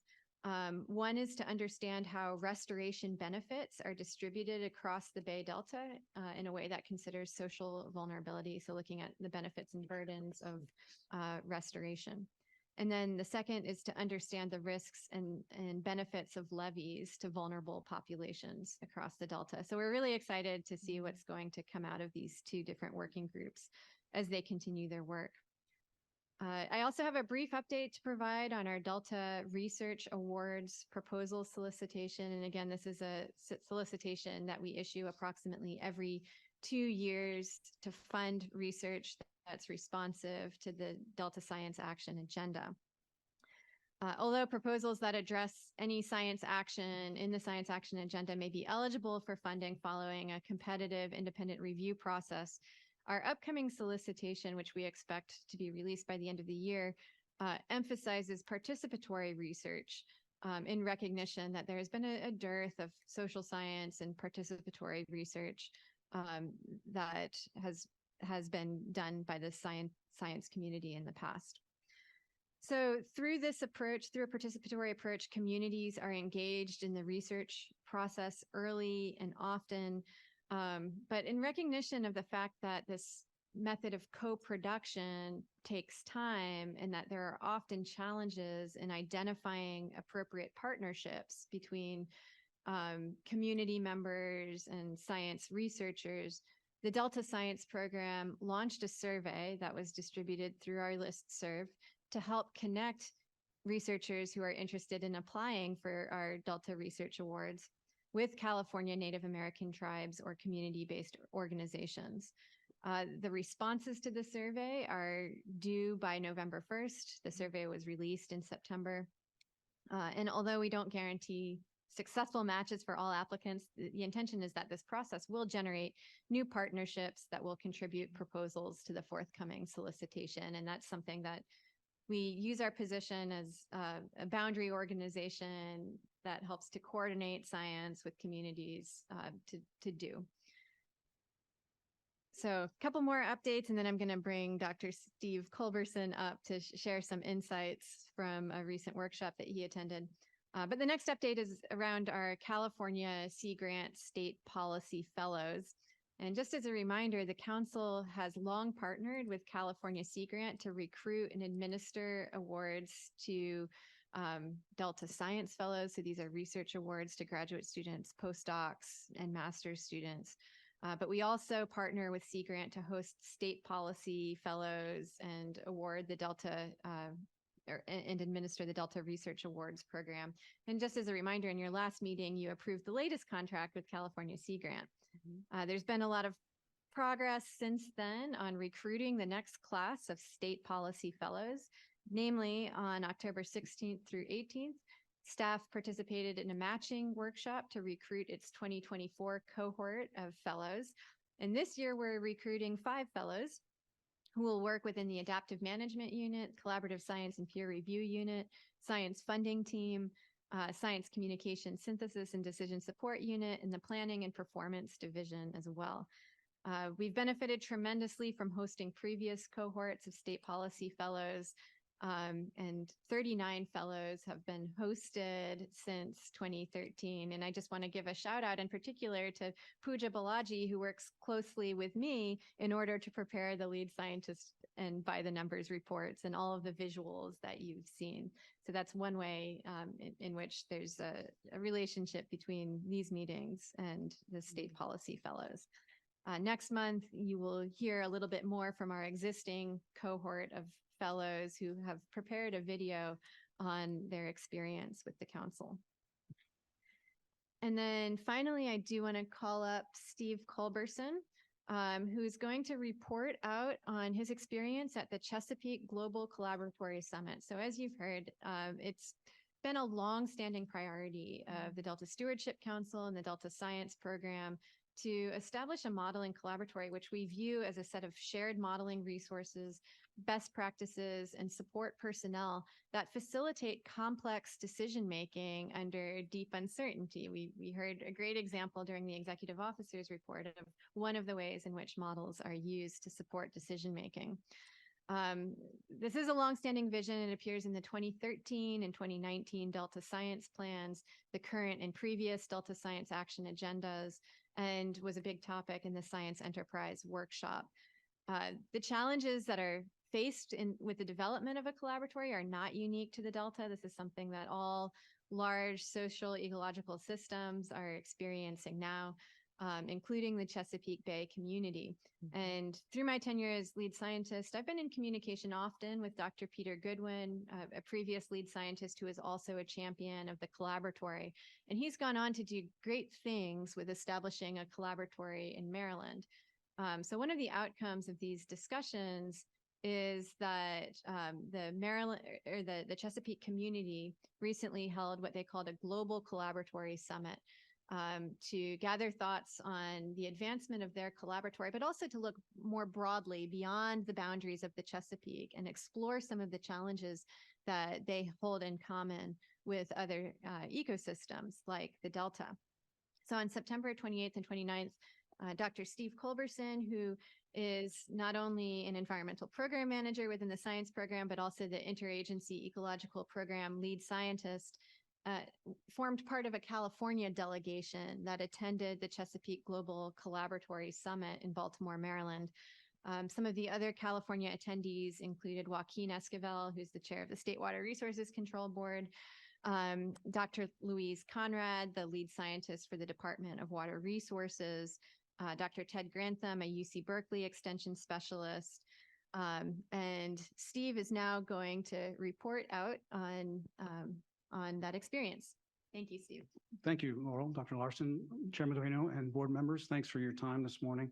What a great introduction. I think you will find that as we begin to talk more and more about modeling and projections and using tools like this to coalesce our understanding of what's going on, not only in the Delta, but elsewhere in the U.S., these discussions are going to be more and more germane. So I'm pleased that you've talked about this already this morning. And I think you'll see there are some loose ends that can be tied up if we begin to have some real frank discussions about a modeling collaboratory or a collaborative, if you will. One thing I would remark on is Laurel mentioned the 2010-ish, 2013-ish kickoff of an initiative to begin talking about the collaboratory in the current version of the Stewardship Council. My involvement in California water modeling goes back to the previous incarnation known as CalFed. Some of you may know Joe Grindstaff and Michael Healy. We began our discussions about the need for a place or a community of practice in modeling that extends maybe another 10 years before that. So it's a long-standing concern and need. And what was wonderful about being able to go and participate in the kickoff, essentially the inaugural meeting of the Chesapeake Global Collaboratory, was that it seems as if we're finally making some progress. And some of the people that we originally came up with this idea from are lead players in that progress. So just briefly, I will give you 5 sort of takeaways from the Chesapeake Global Collaboratory Summit. And then if there are questions, I'm sure I'm able to answer them. And I do call your attention to 2 items that I've included in your packets that basically outline the day or the 2 days that we were there and sort of the background and justification for the creation of the Chesapeake Global Collaboratory. So the first point I'd like to make is that there was very large-scale community and academic support for common use technology and community-level access, which is the core of the outreach and service that we imagine being provided by a collaboratory. One thing I'd like to call your attention to is there was significant state support outside of just the University of Maryland. So on the docket and part of the summit in the plenary sessions were the university or the president of the University of Maryland Center for Environmental Science, the chancellor of the University System of Maryland, But then interestingly, support by the Secretary of the Maryland Department of Natural Resources, the Secretary of the Maryland Department of the Environment, and strong support from the Secretary for the Maryland Department of Agriculture. And I think those are key elements to the achievements that they are making and are likely poised to make. Very broad legislative support for the effort. Number two, I think it's very clear during our conversations with the folks who were represented at the summit that to remain credible and relevant, a California version of a Delta collaboratory, if you will, must engage the latest in computational and data visualization techniques, and we must invest in the required supporting infrastructure. It's going to cost money. Number three, there are similarities, as we've mentioned, not only among people, but among the concepts that the collaboratory is meant to be established for and deal with, but there are some differences as well. So in the Maryland case, for example, because of the way the University of Maryland Center for the Environmental Science has been established, I think they've started with putting together the people and the place and the resources in order to tackle what they know are going to be significant computational challenges. And then they're sort of beginning to test the water for what those challenges might be. What are the test cases? Do we have a few projects that we can start with to get going to show the feasibility and workability of the collaboratory? And in many ways, I think California is a complementary example, but it may be starting from the other end. So we don't have the legislative mandate to establish a collaboratory or to be the Center for Environmental Science the way the University of Maryland does. Although the University of California is the research arm of the state of California. But we're sort of starting with who are the people that need to be involved and what are the problems we want to solve?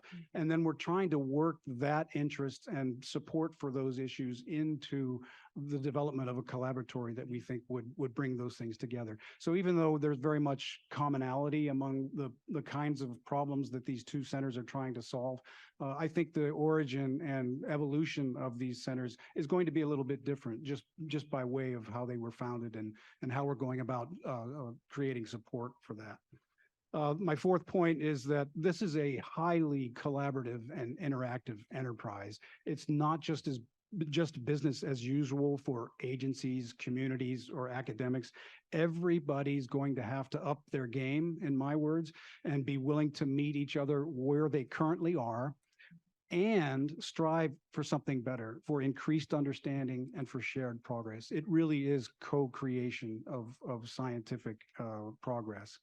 And this speaks then to my last point, and there was some very interesting sessions that we had, not the least of which was the final session, which was put together by Bill Dennison, who's the president of the University of Maryland Center for Environmental Sciences. And there were probably 70 or 80 invitees that were there for the final session that he chaired.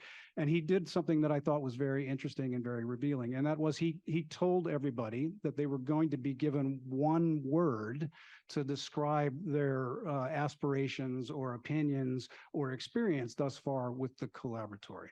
And so we went around the room and heard from academics and community members and legislators, what they thought was the one word that they would use to describe this effort. And we heard trust a lot. So that was a very important outcome of this meeting and what should be part of the collaboratory. Obviously, connected to that was transparency. And that's a very important feature of a collaboratory that we hope to establish. And then obviously related to the previous two, communication. You heard that a lot from the people who were responding. But I wanted to call attention to an underappreciated part of this, and it's a word I used to describe what I thought was going on at the global Chesapeake Global Collaboratory, and it was influenced very much by Fred Tuttle, whom you may have heard of. He's a local river keeper in the Chesapeake area, very tuned into the local community. He's a professional communicator and charismatic, and really sort of carried the day as far as I was concerned. And he talked talked about how what is really necessary at the heart of a collaboratory was to understand the communities that we are representing and trying to talk to. So the word that I used when Bill asked for my impression of the collaboratory was acculturation. And it very much speaks to my previous experiences, which I won't go into, which have to do with you've got to understand what it is people are coming to you to solve, how they are normally doing it within their communities already, and you have to meet them there. And so even though we're talking about, substantial infrastructure investments, I think what we're really talking about is finding a culture where these collaborative modeling exercises can exist and know that they have support. So thank you, Laurel, for inviting my comments, and I'll take any questions if there are any. Thank you, Madam Chair and board members for your time.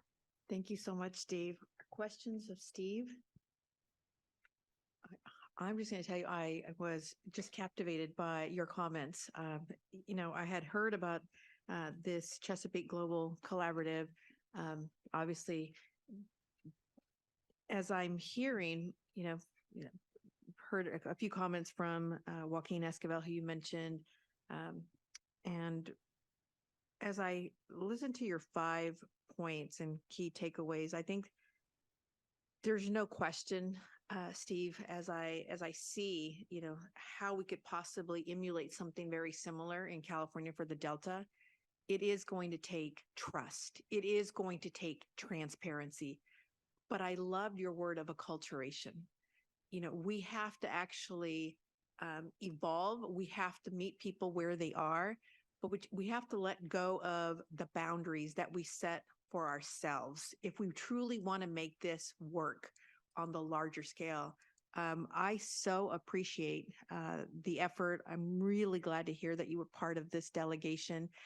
It's very evident for me that this is hugely important to you, hugely important to the work here at the Delta Stewardship Council. I just want to applaud you publicly. I want to hear more. I definitely want to hear more. I'm excited. I think that this is going to open up some additional doors for us. And again, acknowledge the University of Maryland, but I could see where we could truly create something very similar. In my comments earlier, again, we are a state agency. The Delta is an estuary that provides water to 27 million Californians. And so we need to start looking at it again from that perspective and from that venue. How do we, again, build that trust, that transparency, but to your point, an acculturation moving forward. So thank you so very much for that. Thank you, Madam Chair. And Steve will continue to serve as a leader for this initiative. Thank you so much for that really valuable insight today. Now, I just have a few more things in my report, a couple of items to flag for you on your that are coming up and should be on your radar. One is that on November 1st, the state water contractors and California Department of Water Resources are jointly holding a tidal wetland restoration symposium in order to discuss the latest research on tidal wetland restoration for support of native fishes in the Delta and Sassoon Marsh. A central goal is to identify high priority adaptive management activities needed to maximize the effectiveness of wetland restoration for our native species. Dylan Chappell, who is a Delta Science Program environmental program manager, will lead a panel at that workshop that's focused on implementation of adaptive management as it relates to the Delta plan. And I'll just also mention that this symposium is relevant to implementation of the biological opinions for smelt and salmonids. I expect I'll have a more detailed report for you next month on that. I'm also just going to say briefly that our Delta Breeze newsletter is going to be released in early November. I believe it's within the first week of November. This is a newsletter that the science program produces twice a year to report out on science funding activities. And this month's newsletter, or I guess next month's newsletter, is going to have a theme of open science. And so I'll, again, provide a more detailed report on that at the upcoming meeting. And there's also more details in your packet. And then finally, in terms of the by the numbers report, if we could get that slide up, that would be great. You'll see that At the time this report was produced just a couple of days ago, the Northern Sierra and Central Sierra had not yet received much precipitation. Of course, we're expecting more and even some snow into the next week. You'll see that these percentages are well below average for this time of year. This isn't something I'm concerned about because the water year just got started, and so these numbers are not incredibly meaningful yet, and the rainy season is only just getting underway.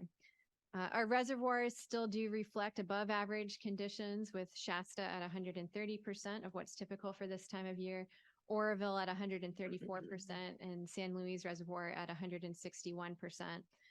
Similarly, our rivers are running just above and below average. The Sacramento River is at 113% of its 20-year flows. The San Joaquin River is at 95%. And then combined exports to the State Water Project and Central Valley Project are at 122% of their 20-year flow average. If we look at water temperatures, they're a bit warmer than average right now at Collinsville and Clifton Court, Forebay. We did have warmer weather that you might recall recently, but still slightly cooler than average. I read that the wrong way. They're warmer. Yeah, it's slightly cooler than average. I did read that correctly in Clear Creek. So with that, I will conclude my report. Great. Thank you so much for that, Laurel. I actually want to make sure that if we have any questions from either Councilmember Zingali or Councilmember Burgess, before we go to public comment, would love to. I was actually trying to speak a little while ago, but didn't want to interrupt Laurel.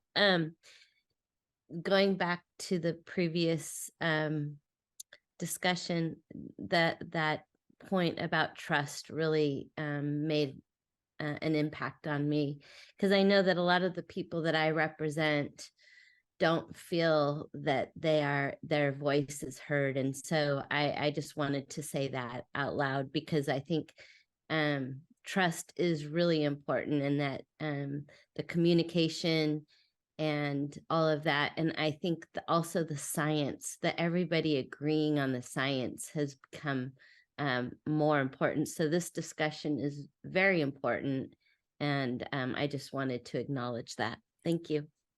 Thank you for that comment. And if I might go back to you with one further question, I am curious to hear your thoughts, Councilmember Burgess, on how we might better reach the people that you represent, particularly with respect to some of these ongoing initiatives that we have, both for salinity management and for integrated modeling. Well, I'm getting more and more informed and seeing the efforts that are being made.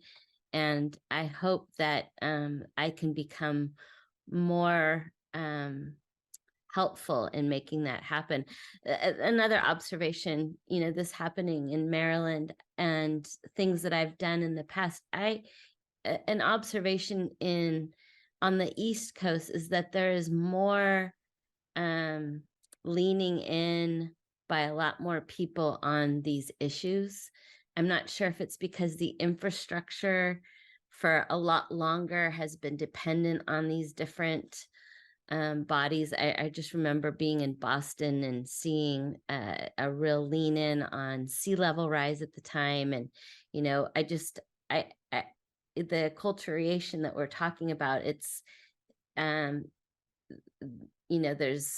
there's a separation between all of these different entities. And I think that the efforts that are being made by the science board, by a lead scientist, by the Stewardship Council, Delta Protection Commission, all of these different entities, I think there is an effort to bring more people together in that kind of what we were seeing in this presentation for Chesapeake Bay. But I'm committed to helping make more of that happen. I feel like that's something we still have a lot of work to do. Thank you. Okay, we will now, if I don't hear any more public, oh yes, Councilmember Woiso. Yeah, I just have a question regarding the information that you prepared on the dam levels and the temperatures. on the flow in the Sacramento River, there's a, following the cubic feet per second, you have the salinity, which is on the Sacramento River, 64 particles of salt, I believe that is per centimeter, right? Is that what that is? Or units of salt? Yeah, it's either, there's a few different units for salinity, and so I was just trying to see what that report is in. And so it seems, according to this, that it's higher than normal compared to 41 parts per million, or is that the comparison, 64 to 41, 65? Yeah. For a second. Yes. Actually, no, these are the two different units that salinity is typically reported in. So one is microsiemens per centimeter, which is, more directly related to conductivity. And then the ppm is parts per million. So it's the same, two different ways to report on the same concentration. But that one isn't being compared to. It is, yeah, we don't in this report at this time compare that to a historical average. Okay, so just generally, is that normal? Is that? It is about normal for this time of year, yeah. Given the amount of flow Mhm. and the amount of salt, and that salt probably comes from treated water. So much of the input, so it depends on where you are in the Delta, but much of the input of salt. So I guess is that the Sacramento River or the San Joaquin? Yeah, River? either one. They're about the same. In the San 64, Joaquin River 65. Basin, there's quite a large input of salts from agricultural drainage there. There's just been a legacy of buildup of salt in those soils, and that's actually a major source of salt into the Delta. In the San Joaquin River, it's also from like drainage through watersheds primarily. Does any of it come from treated water? Some of it does, Like but treated effluent? that's usually quite low. Okay. Yeah. Yeah. Okay, thanks. Other questions? If not, are there any public comments on this item? Yes, Madam Chair, we have a public comment on Zoom. Deirdre Desjardins, you should be able to speak now. Thank you, Deirdre Desjardins with Climate Action California. And I'm also on the board for California Sport Fishing Protection Alliance. And I wanted to say that the concern with the stakeholders I work with is that the modeling, the technical committees are all closed. They're only academics and agency folks, and no experts from Delta water agencies or fishing groups or and other environmental groups are going to be on the committees. And so because the whole thing was conceived, they kind of, instead of the original modeling collaboratory proposal proposed by Peter Goodwin and Jay Lund and folks like that, which was going to be everybody gets together and works on co-production of the modeling, was focused on people like Restore the Delta, Shingle Springs Band of Mission Indians, and other folks who are on the social science, working with the social science task force, who have absolutely no experience with modeling. And so Restore the Delta said they're going to look at the modeling and articulate values. And that's a reasonable thing, but having looked at the modeling, there's all kinds of technical issues. And one of the biggest issues is that the modeling is set up that anytime you increase outflows, it just takes it out of the reservoirs. And you need to increase outflows to deal with climate change, or if, salinity intrusion from sea level rise, or if you want to increase outflows for smelt or salmon, or if there's reduced runoff from drying. So the proposal that got funded is going to be to use the existing model.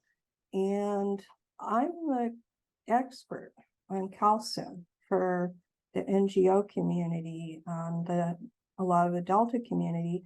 And we were never consulted on this. And we would have said, you really have to deal with this issue for the modeling to even be valid. And I'm concerned it's going to give a lot of impressions of false trade-off. And we can't even get in on the meetings about the salinity management plan. And it was something that we did raise in the workshops.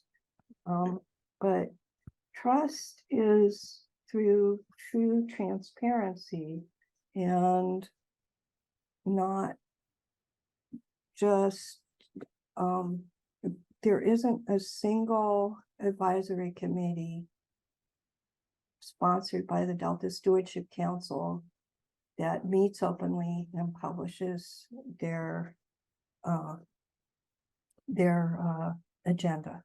And when I asked the lead scientist if what program she was convening as lead scientist, she said, oh, you have to do a Public Records Act request. I couldn't even get a straight answer about which ones were being convened. And this isn't co-production, it's not transparency. And one of our real concerns was that the modeling collaboratory was being set up in a similar way. Technically, it's just not going to work. Deirdre, thank you. We're gonna have to wrap that up. We have to move on, but thank you so much. Again, very much appreciate your comments. We are actually going to take a small break in preparation for our next agenda item. Can we do 5 minutes? I know, I'm sorry, 5 minutes? 10? We need 10? Okay, I'm being asked 10. Okay, 10 minutes. We'll resume back at, how about I compromise? I'll meet you in the middle. How about 12:40? 7 minutes.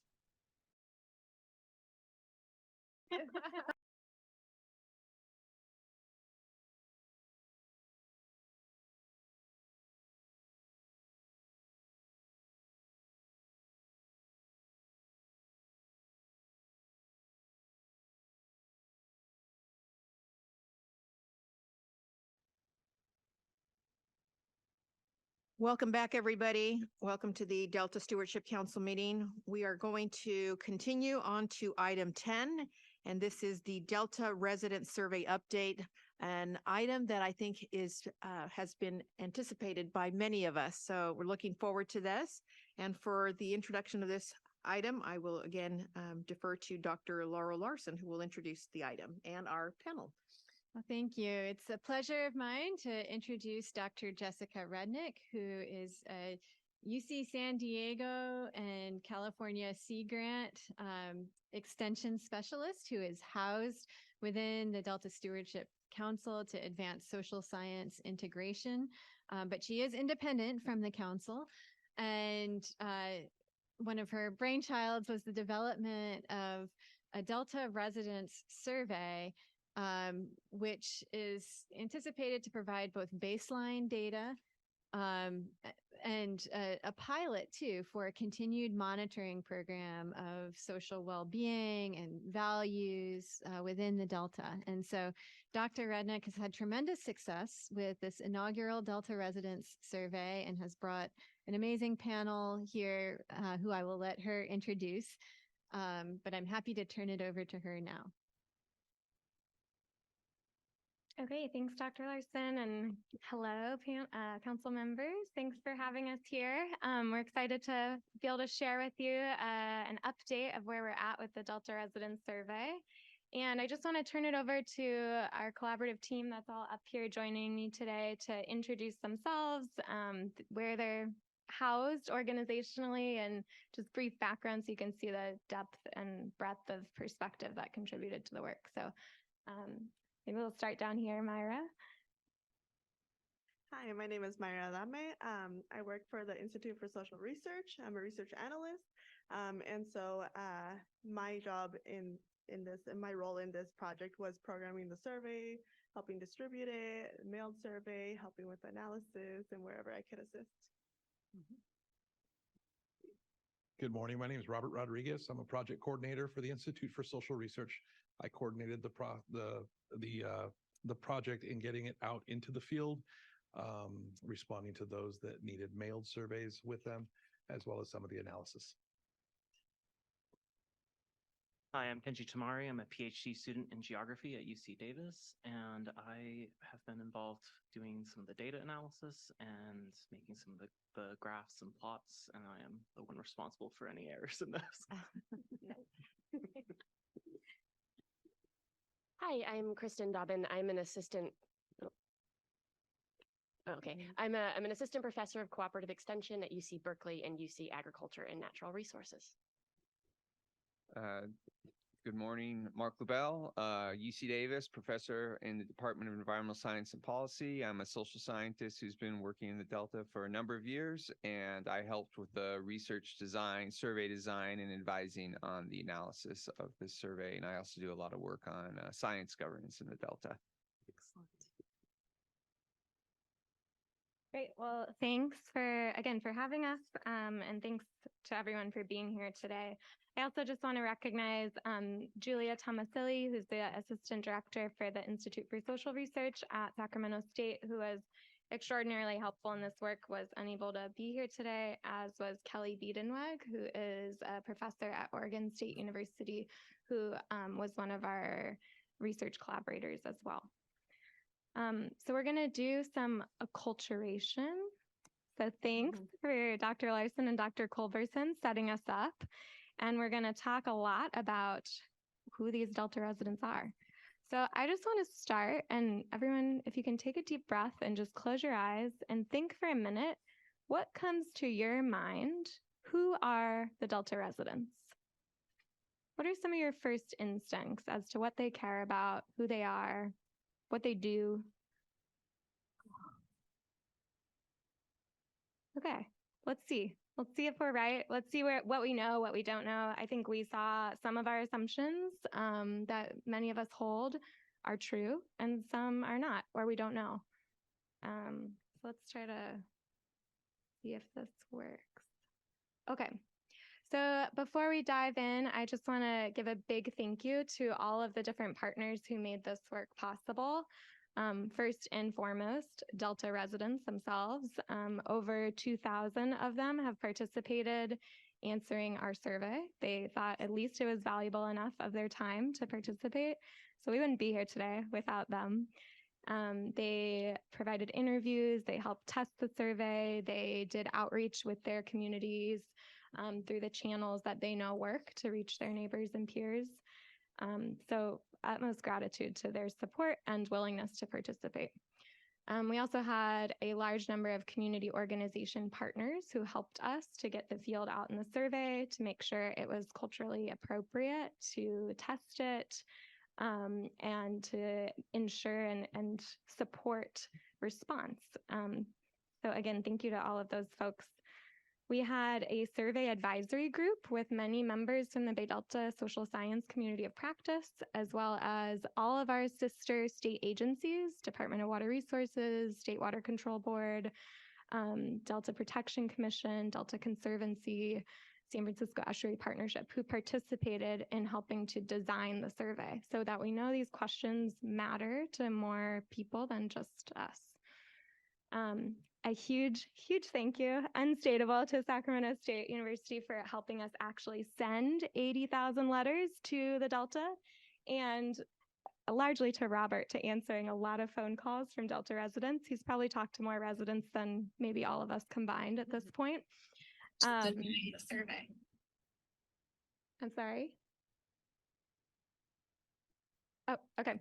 And the Delta Science Program for funding this survey project and all the support in the design and throughout the process. And I want to just make a specific call out to Annie Merritt, who drove to every post office in the Delta with Kenji and I to put posters up through the floods in December and January, and helped to email over 100 different community groups individually, personal, about what we're doing here and why. So we just want to provide a little bit of background. Why are we doing this? In case folks are new to the project or don't remember from the last time we talked about this. So we know that there's a lack of data on social and human dimensions in the Delta. We have a lot of monitoring and decades of monitoring programs on the ecological and hydrological health of the system. And we have nothing near the same amount tracking the social well-being, social health of the people that live, work, and play in the Delta. And yet we know that in these complex systems like the Delta, people impact the environment and are impacted by environmental conditions. And so if we want to do a better job doing our job, working to protect water security, restoration of this estuary as a functioning ecosystem, all in a way that respects Delta as an evolving place, we have to know what Delta as place means. And then we have to track that so that we can see how it's evolving over time. Moreover, these are the same people that we're asking to implement all of this work, to do the land restoration, to be the safekeepers of the environment. And so we need to understand what they care about, what motivates them, where they get information from. These are some of the pieces that we tried to measure in the survey. So this was our primary objective with the survey, was to start assessing some key components of Delta residents' well-being, and specifically their subjective well-being, or how they say they're doing. We have some other data sources like the US Census that we can use to understand sort of population level metrics, but we don't have any other comprehensive data set that allow us to hear directly from individuals how they think they're doing, what they think is important in their region, what they want to see out of all of us who are working as public servants to serve them in this region.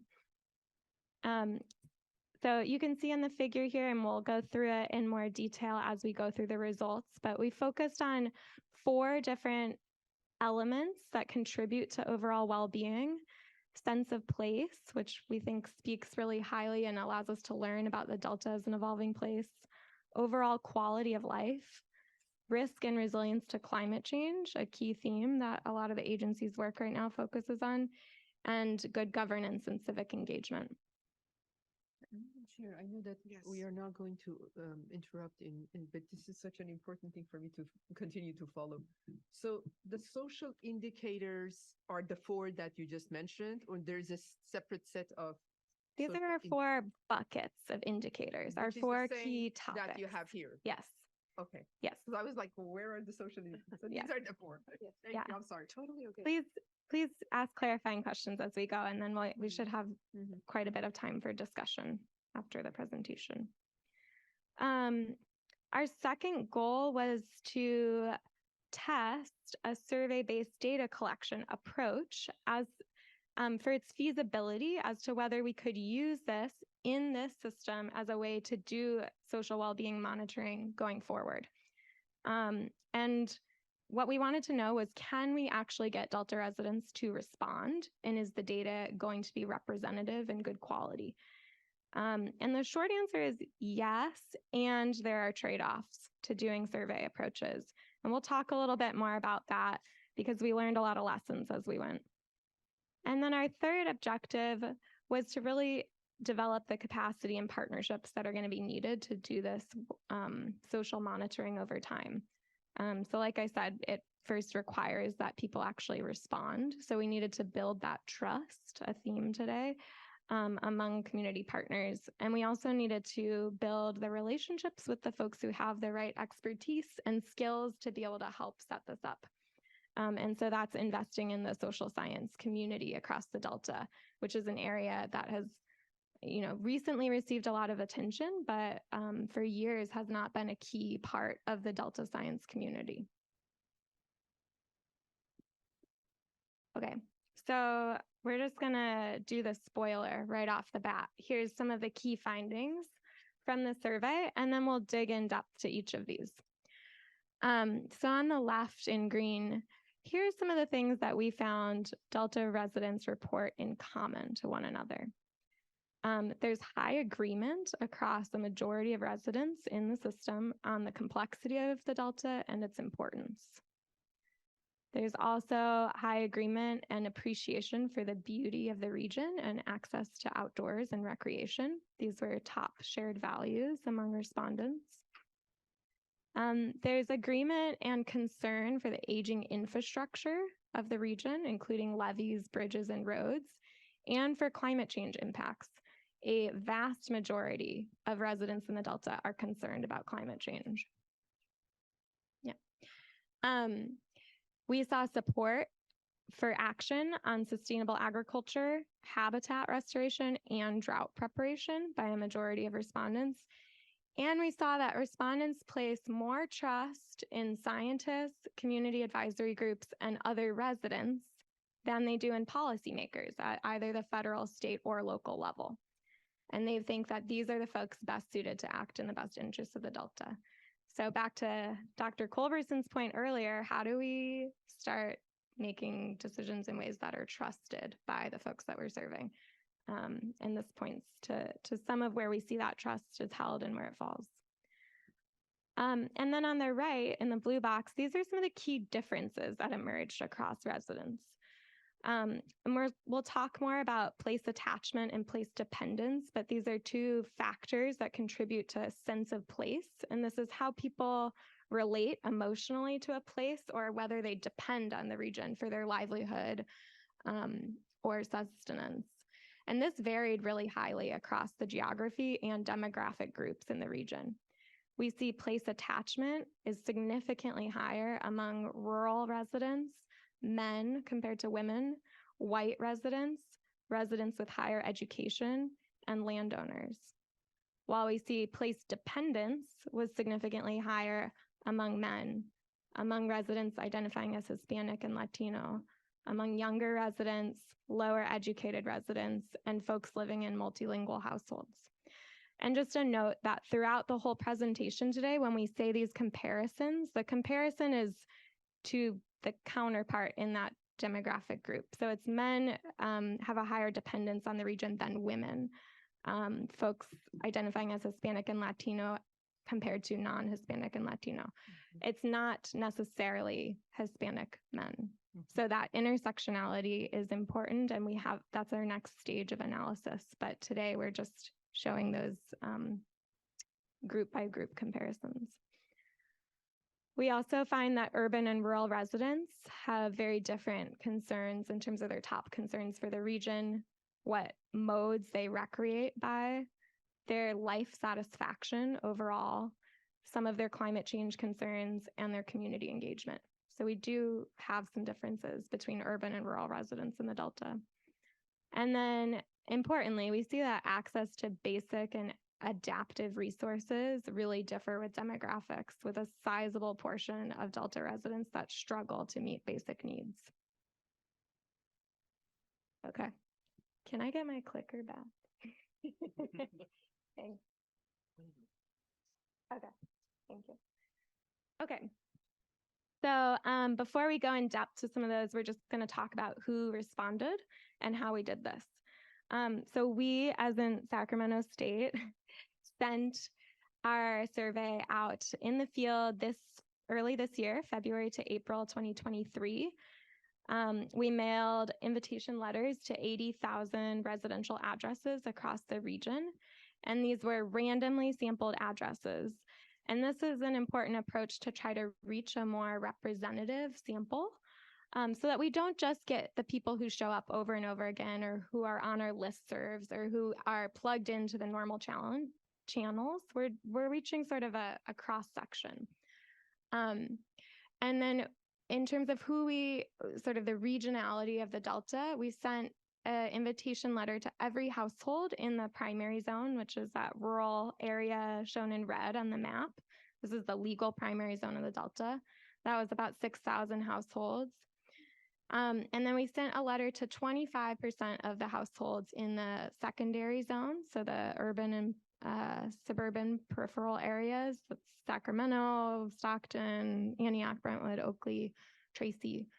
This was about 60,000 addresses. And then we also included what we're calling Zone 3, and these are the two areas highlighted in gray. That's a neighborhood in South Sacramento and South Stockton below the Crosstown Freeway. And we got a lot of feedback from the community partners that the Delta boundaries are fairly arbitrary. They cut right across neighborhoods in the urban areas. And where the boundaries fall have left out some communities just proximate to the Delta that are certainly impacted in their lived experience by Delta decision-making.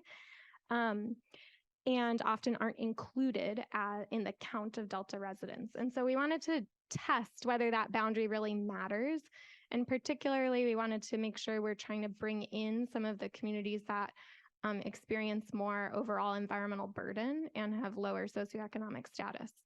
So we borrowed from California EPA their way of sort of outlining communities that are most vulnerable or environmental justice communities. And we included the two of those communities across the state that fall within the Delta region. And so to these areas, we sampled again, 25% of households received an invitation. That was 17,000 invitation letters.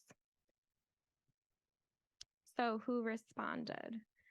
We got about 2,200 usable responses. That was just under a 3% response rate. And we were very pleased to see that. These types of surveys generally get maybe 1 to 2% response. So we're close to double that. And we really attribute that to a lot of the outreach and community partnerships that we built throughout. And I also think maybe we have a unique region that people really want to tell us about.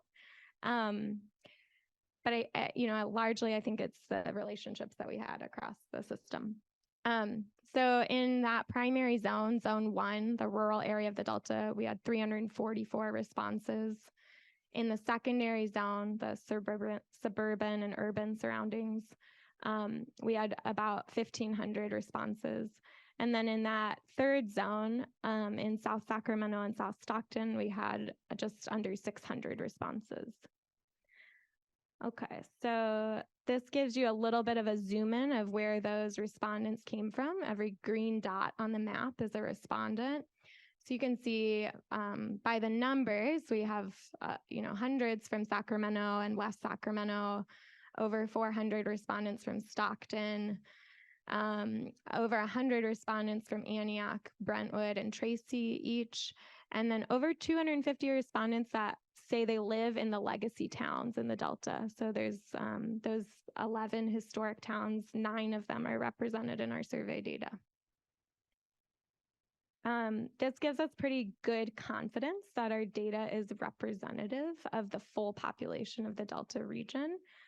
So we can say, and you can see this in the report, our estimates that we report here have just over a 2% margin of error. So that means that when we report something, within plus or minus 2% of what we're reporting, we have high confidence that that is what the full population would say on that question.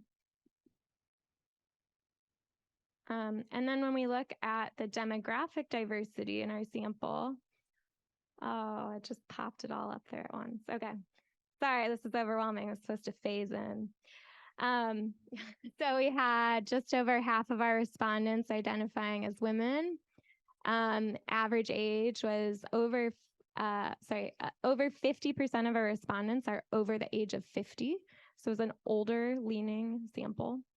In terms of race and ethnicity, 55% of our respondents identify as white, 22% as Hispanic or Latino, 18% as Asian or Asian American, 9% as Black, 3% as Native American, 2% Native Hawaiian or Pacific Islander, and 1% identifying something else as their race or ethnicity.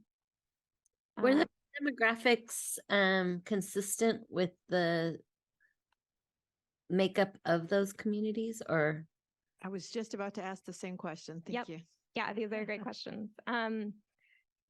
So let me give you a few more highlights and then tell you sort of how this relates to the full population.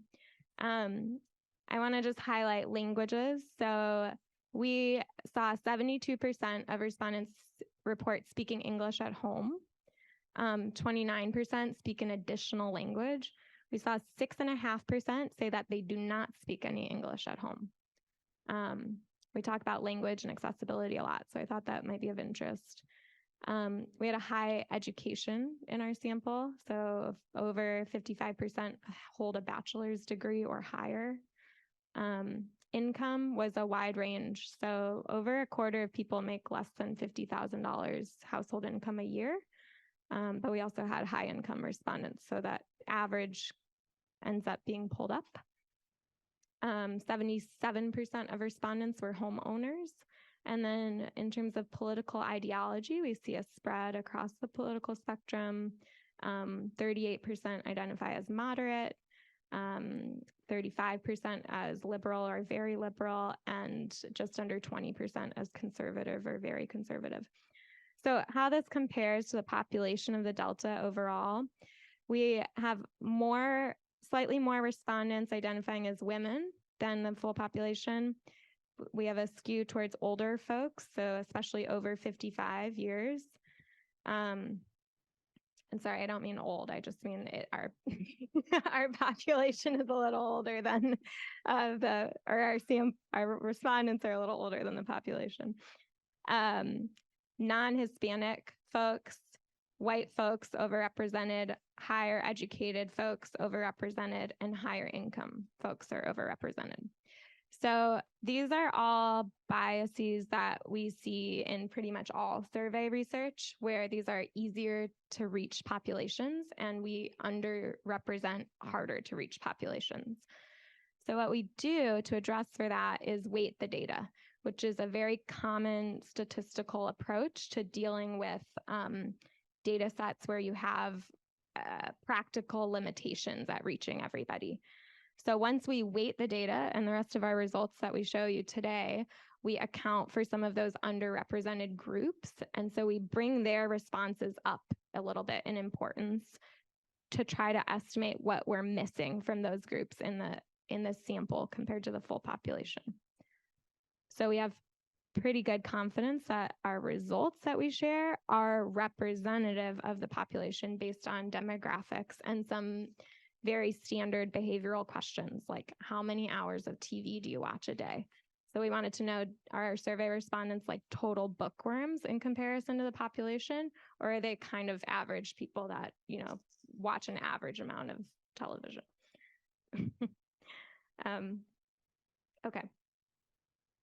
So we're coming back to this figure where we have the overview of the different survey sections. As mentioned, this is our approach to measuring some aspects of well-being, focused on sense of place, quality of life, risk and resilience to climate change, and civic engagement and good governance. And we're going to walk through each of these sections and the detailed results. All the results are also in this summary report that you all should have a copy of and is now available on our website on GitHub for members of the public to access. And we're going to highlight today where we see differences in these responses across demographic groups and across the geography of the Delta. But we just want to be clear, what we're sharing today is really just a scratch of the surface of the data. There's a lot more to do, and we're excited to keep working on it. Okay, so the first section of the survey focused on sense of place.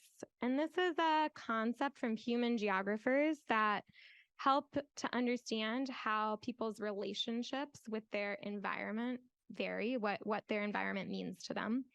So in this section, we tried to measure place attachment, which is someone's bond or emotional connection to a place identity, or how much a place contributes to their own self-identity, place dependence, so how much the place contributes to meeting their needs and goals in life, and then place meaning, what an individual associates with place.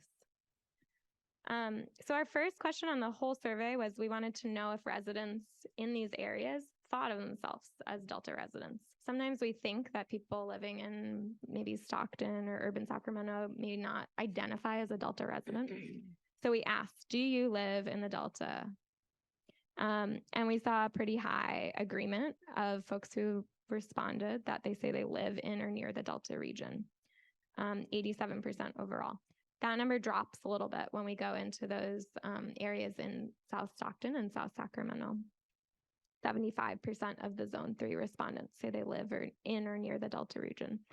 And I'll say this is probably a little bit of a selection bias here. If people chose to respond to the survey that said it's a Delta resident survey, they probably were more likely to think they're a Delta resident. Okay, so then our first big takeaway on sense of place, we asked people what to describe why they felt the Delta was important to them. And there's very high agreement across residents that the Delta is important on a number of different factors. So more than 7 out of 10 respondents identified the ecosystem, the agricultural region, the fact that the Delta is California's water hub, and outdoor recreational opportunities as reasons why the Delta is important. Over half of respondents also identify the cultural and historic significance of the Delta. So generally we see people really agree, like, yes, the Delta is important and for a lot of reasons. Okay, again, sorry, this isn't phasing on, but to measure other aspects of sense of place, we presented the respondents with a series of statements and asked them to indicate which of these they felt described their relationship with the Delta. And we've grouped these here to show you around the ways we measured place attachment, place identity and meaning, and place dependence. And so on the far left, place attachment, we see that respondents showed most agreement for enjoying recreating in the Delta, 53%. People feel proud to live in the Delta, 45% of respondents, and they feel attached to the natural environment, 41% of respondents. Somewhat surprising to us, 20% say that they had a multi-generational tie to the region, meaning that a lot of folks who live here moved here themselves and are not, haven't had families living in this region for generations. This is important to consider when we talk about social indicators and evolution of a region over time. And I think it's also important to consider where people's social bonds or social connectivity might be. So if you don't have many generations of a family in the region, where else do you connect and what other social capital is there? And Kenji will share a little bit more on that in some of our other results today. We also saw that place attachment and place identity varied with geography. So rural respondents report significantly more pride for the Delta and connection to the natural environment as compared to urban respondents, while the urban residents identified Delta more as a place that they enjoy recreating. So those rural respondents had an overall higher sense of place as compared to the respondents in the more suburban and urban regions.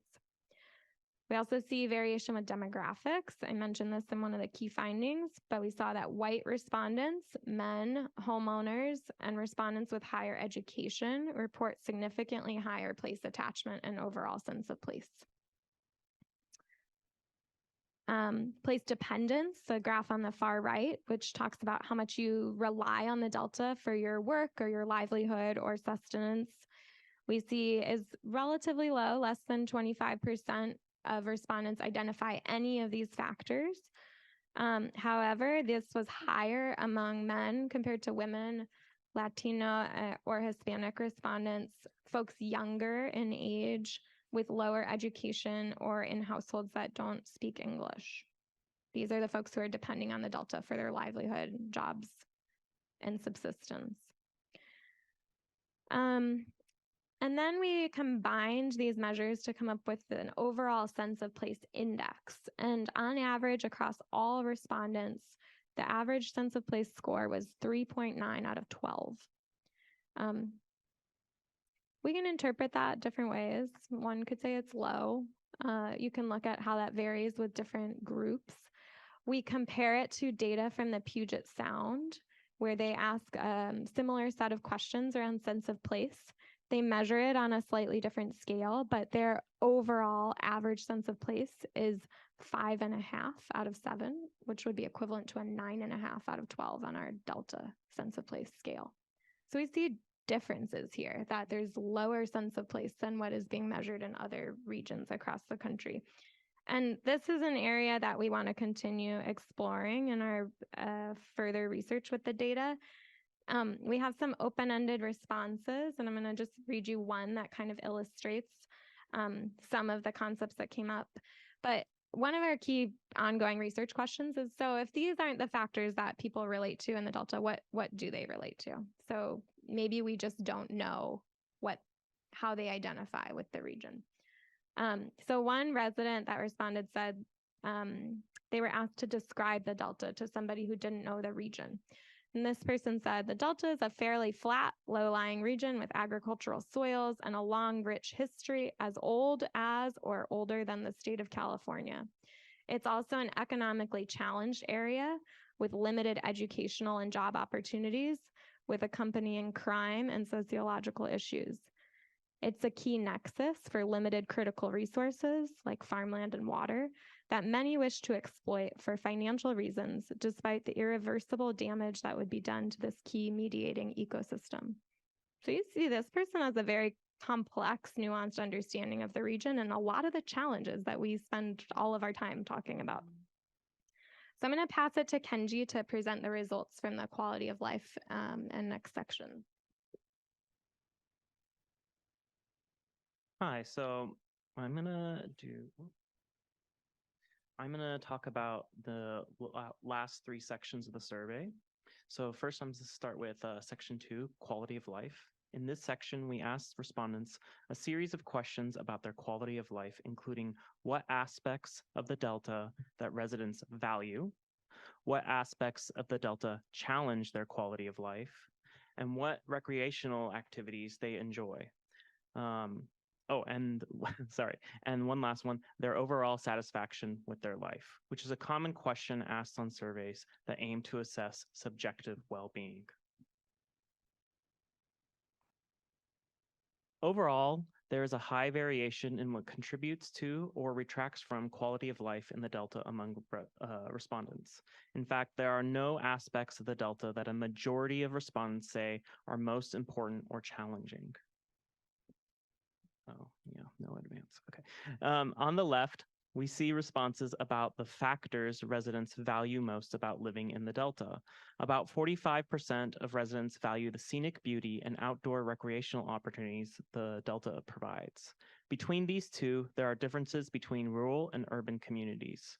Rural residents value the quiet and solitude of the region significantly more highly than urban residents, whereas urban residents place higher value on the recreational opportunities available. Looking at the graph on the right, respondents were asked about the largest challenges to their well-being living in the Delta. Over 40% of residents share concerns about aging infrastructure, including levees, bridges, and roads. Again, we see urban and rural differences. Rural residents express significantly greater concern about the Delta Conveyance Project and access to high-speed internet.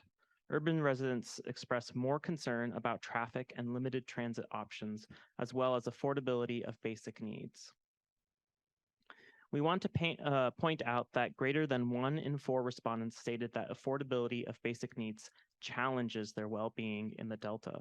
This is significantly higher among residents of color than white respondents. As a point of comparison, a 2022 poll conducted by Valley Vision, a public interest think tank in the Capital Corridor region, identified cost of living as one of the top 5 issues cited by residents in the Sacramento region.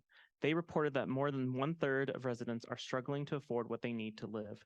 This is similar to numbers across the state where public opinion polls have shown 30% of residents struggle to afford what they need. The ability to have a decent quality of life is an important factor when we consider assessing well-being in the region as a whole. Much as we might describe an ecosystem as at risk of collapse or unhealthy because a variety of species are in decline, we should consider difficulties in accessing basic needs as an indicator that a segment of the community has a diminished capacity to engage in civic issues. This places the onus on us to make sure their voices are represented as we make decisions that further affect where they live. Statistically speaking, these are some of the same segments of the community that are already disproportionately experiencing environmental burdens.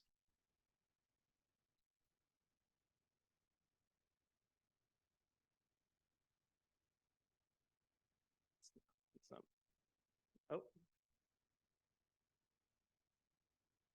Yep, that one. Thank you. We asked respondents if they engage in any of the following recreational activities. 2 out of 3 respondents selected land-based recreation, which include walking, hiking, cycling, camping, and picnicking. This is the most common activity by far. In general, rural residents engage in all of these activities more than urban residents. Rural residents enjoy wildlife viewing and water-based activities more than urban residents. Men enjoy fishing and hunting more than women, and older respondents enjoy wildlife viewing more than younger residents. Next, please. Thanks.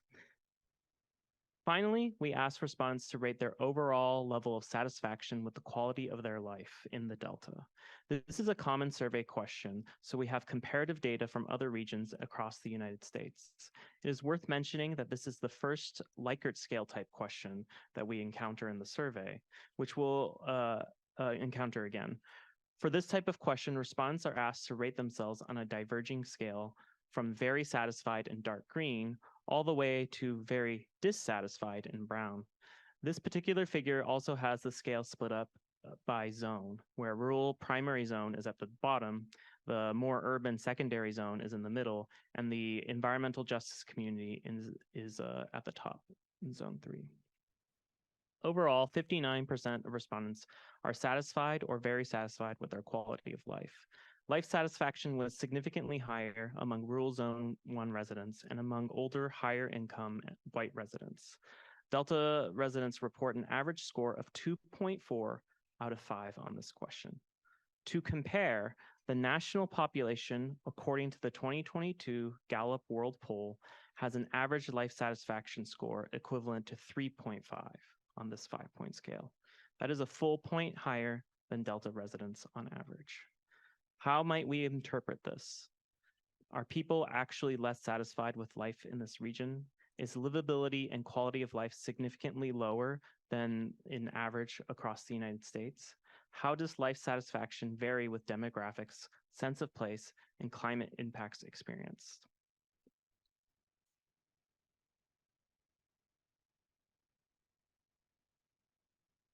Oh, here we go.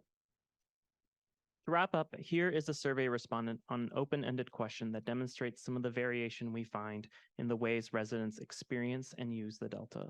The Delta is the forgotten waterfront of California that is used and abused by many, with only a few folks caring about the impact that it has on the communities near it. Wealthy families can access it with watercraft, but most view it as a dirty and neglected, or don't even know it's there. Quality of life questions highlight the diversity of values, needs, and well-being across the region. Many residents across the region value the scenic beauty and access to recreational opportunities that Delta provides. When it comes to regional concerns, many residents also share concerns about aging infrastructure in the region, including the levees, bridges, and roads. Rural residents express significantly greater concerns for the Delta Conveyance Tunnel project and access to high-speed internet, while urban residents express greater concern for traffic and transportation options. The quality of life results also demonstrated social inequality in the Delta. More than 1/4 of respondents indicate affordability of basic needs as a major challenge to their quality of life. And these rates are significantly higher among people of color. We also see inequity in the life satisfaction question, where residents in Zone 3 reported significantly lower life satisfaction as compared to residents in Zone 1 and 2. So now moving on to Section 3 about risk resilience to environmental and climate change. We asked respondents to a wide range of questions about their experiences with and perceptions of environmental and climate changes.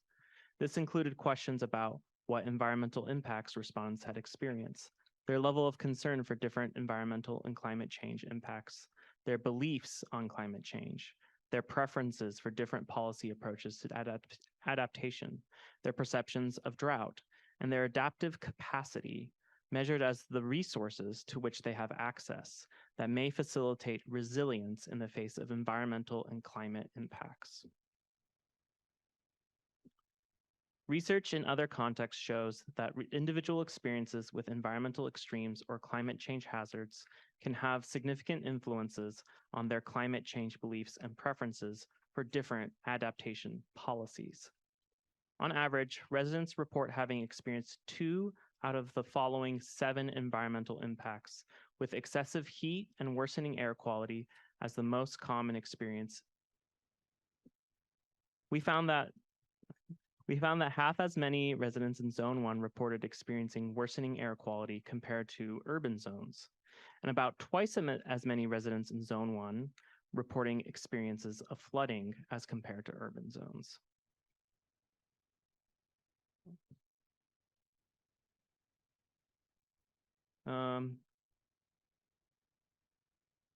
Comparatively, 53% of Californians and 46% of US residents have personally experienced the effects of global warming, as reported by the Yale Climate Change Communication Study, which leads regularly recurring surveys that are tracking opinions on climate change over time in the US. We then asked about concerns for the environmental impacts affecting the Delta over the next 25 years. The majority of respondents indicate being very or moderately concerned about all potential environmental and climate changes. More than 75% of respondents indicated being very or moderately concerned about more frequent and severe droughts, worsening water quality, more frequent and severe wildfires and smoke, and worsening air quality. Overall, level of concern is significantly greater among women versus men, and people who identify as politically liberal versus conservative, and residents in zones 2 and 3, the more urban areas, compared to zone 1.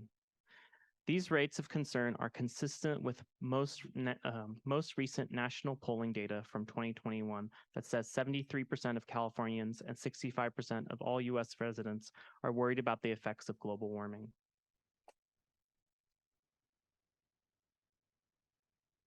No. Thank you. We also ask a couple of questions that measure belief in climate change. These questions have been developed and used many times in national climate opinion surveys and in other contexts to help predict individuals' policy preferences on climate change. On the left, overall, 3/4 of respondents believe the environmental impacts are mostly or entirely due to climate change. On the right, overall, 42% of respondents believe climate change is caused mostly by humans, and 43% believe climate change is caused by both human and natural changes in the environment. Only 4.1% of respondents say climate change is happening at all.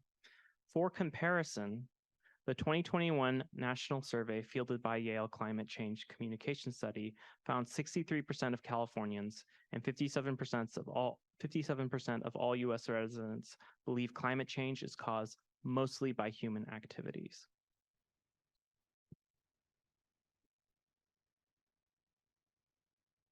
We asked about climate adaptation policy preferences.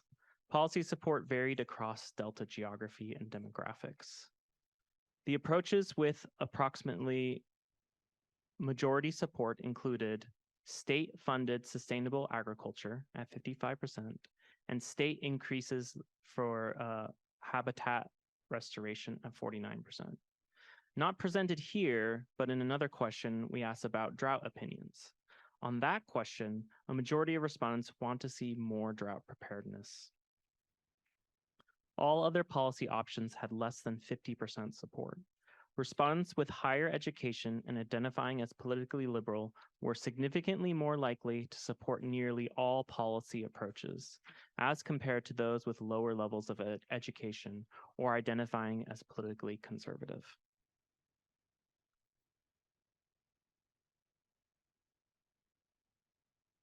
Finally, to measure likely resilience and ability to access necessary resources in the occurrence of an extreme event or climate change impact, respondents were asked Which of the following resources do you currently have access to? And it's quite a long list. On average, respondents report having 8 of 15 resources about which we asked. The majority of respondents had most resources about which we asked. However, less than 20% of respondents had flood insurance, despite relatively high flood risk across many parts of the Delta.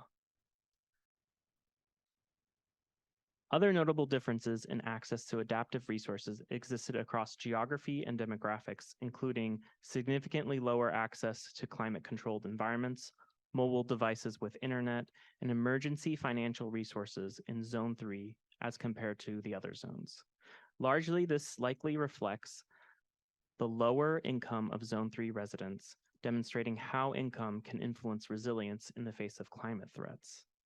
Furthermore, certain segments of Delta residents had a statistically significant lower overall access to adaptive resources, including those that are younger in age, Hispanic or Latinx, Black and mixed and/or other race, low education, low income, multilingual language speakers, and non-homeowners.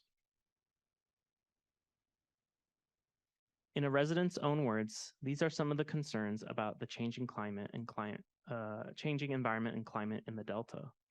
I worry that with the declining economy, income inequality, lack of affordable housing, and continued gentrification of the entire state, the Delta as we know it, or knew it once upon a time, I could eat fish out of certain waterways I no longer can, will be nearly non-existent due to overuse and climate change. So some overall takeaways from this section. Unsurprisingly, following recent years of significant environmental and climate change impacts, including early major floods, extreme drought conditions, record-breaking wildfire year, over 3/4 of Delta residents are concerned about the threats that climate change poses to the Delta over the next couple decades. While residents have varying perspectives about what approaches should be taken to adapt to climate threats, the majority support state funding for sustainable agriculture and increasing land for habitat restoration and increased drought preparedness actions. The diversity of residents in the Delta also means there is a variety of preparedness among residents who face climate change impacts. Now for this final section, section 4, on civic engagement and good governance. These included questions on around participation in community groups, engagement in Delta issues that matter to them, how much they trust governing entities to act in the best interests of the Delta, and who they feel advocates best the interests of the Delta. Understanding community members' level of civic engagement and perceptions of governance tells us whether people agree with how environmental issues in the Delta are being managed and whether they feel like their perspective is being heard. This can inform improved outreach by governing bodies that motivate enhanced public participation and lead to greater public literacy on environmental issues and management options. Overall, across all response, 45% of respondents report being involved in a community group or organization. The highest membership rates belong to religious groups, volunteer-based organizations, and neighborhood or homeowners associations. Group membership is significantly higher in Zone 1 for specific groups, including volunteer, marinas, historical or arts-based organizations, town councils, local agricultural groups, and reclamation districts. Membership also varies across demographics. Older age, men, and respondents with higher education report significantly higher group membership. A 2017 Pew Research Center national poll shows that Delta residents are slightly lower than the national average around community engagement. 57% of US residents participate in at least one community group with religious organizations, hobby organizations, and charitable volunteer groups being the most common. Similar to patterns seen among Delta residents, US adults who have higher education, higher income, and who have reached retirement age are significantly more involved in community groups than their counterparts. So back to the matter of trust that we were discussing earlier. We asked respondents who they trust to make decisions in the best interests of the Delta as a way of measuring trust in Delta governance. The majority of respondents say they trust either or somewhat complete. I'm sorry. The majority of respondents say they trust either somewhat or completely scientific experts, local residents, and community advisory groups, while policymakers at both local, state, and federal levels were trusted significantly less. Respondents were also asked on an open-ended question: who do you feel best advocates for your interests in the Delta? 20% of respondents opted to write in individuals and groups they felt advocated for their interests. The full list of these named entities can be found in the report. Do you know the page number? Thanks. Okay. Finally, last questions on the survey asked about what residents are likely to engage in Delta issues that matter to them and what barriers they face to civic engagement. The majority of respondents said that they were very likely or likely to vote in an election or sign a petition.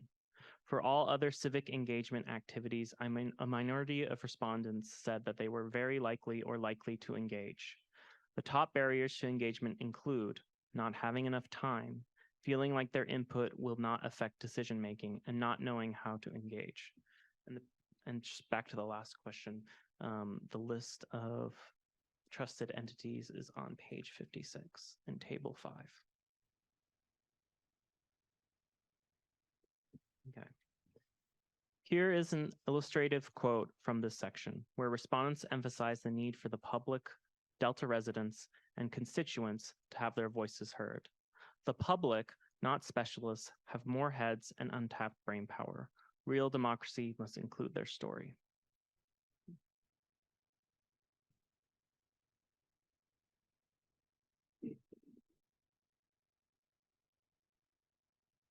Thanks, Kenji. And we lost Mark Lubell, who had to go teach a class, so he wanted to pass on. Thanks.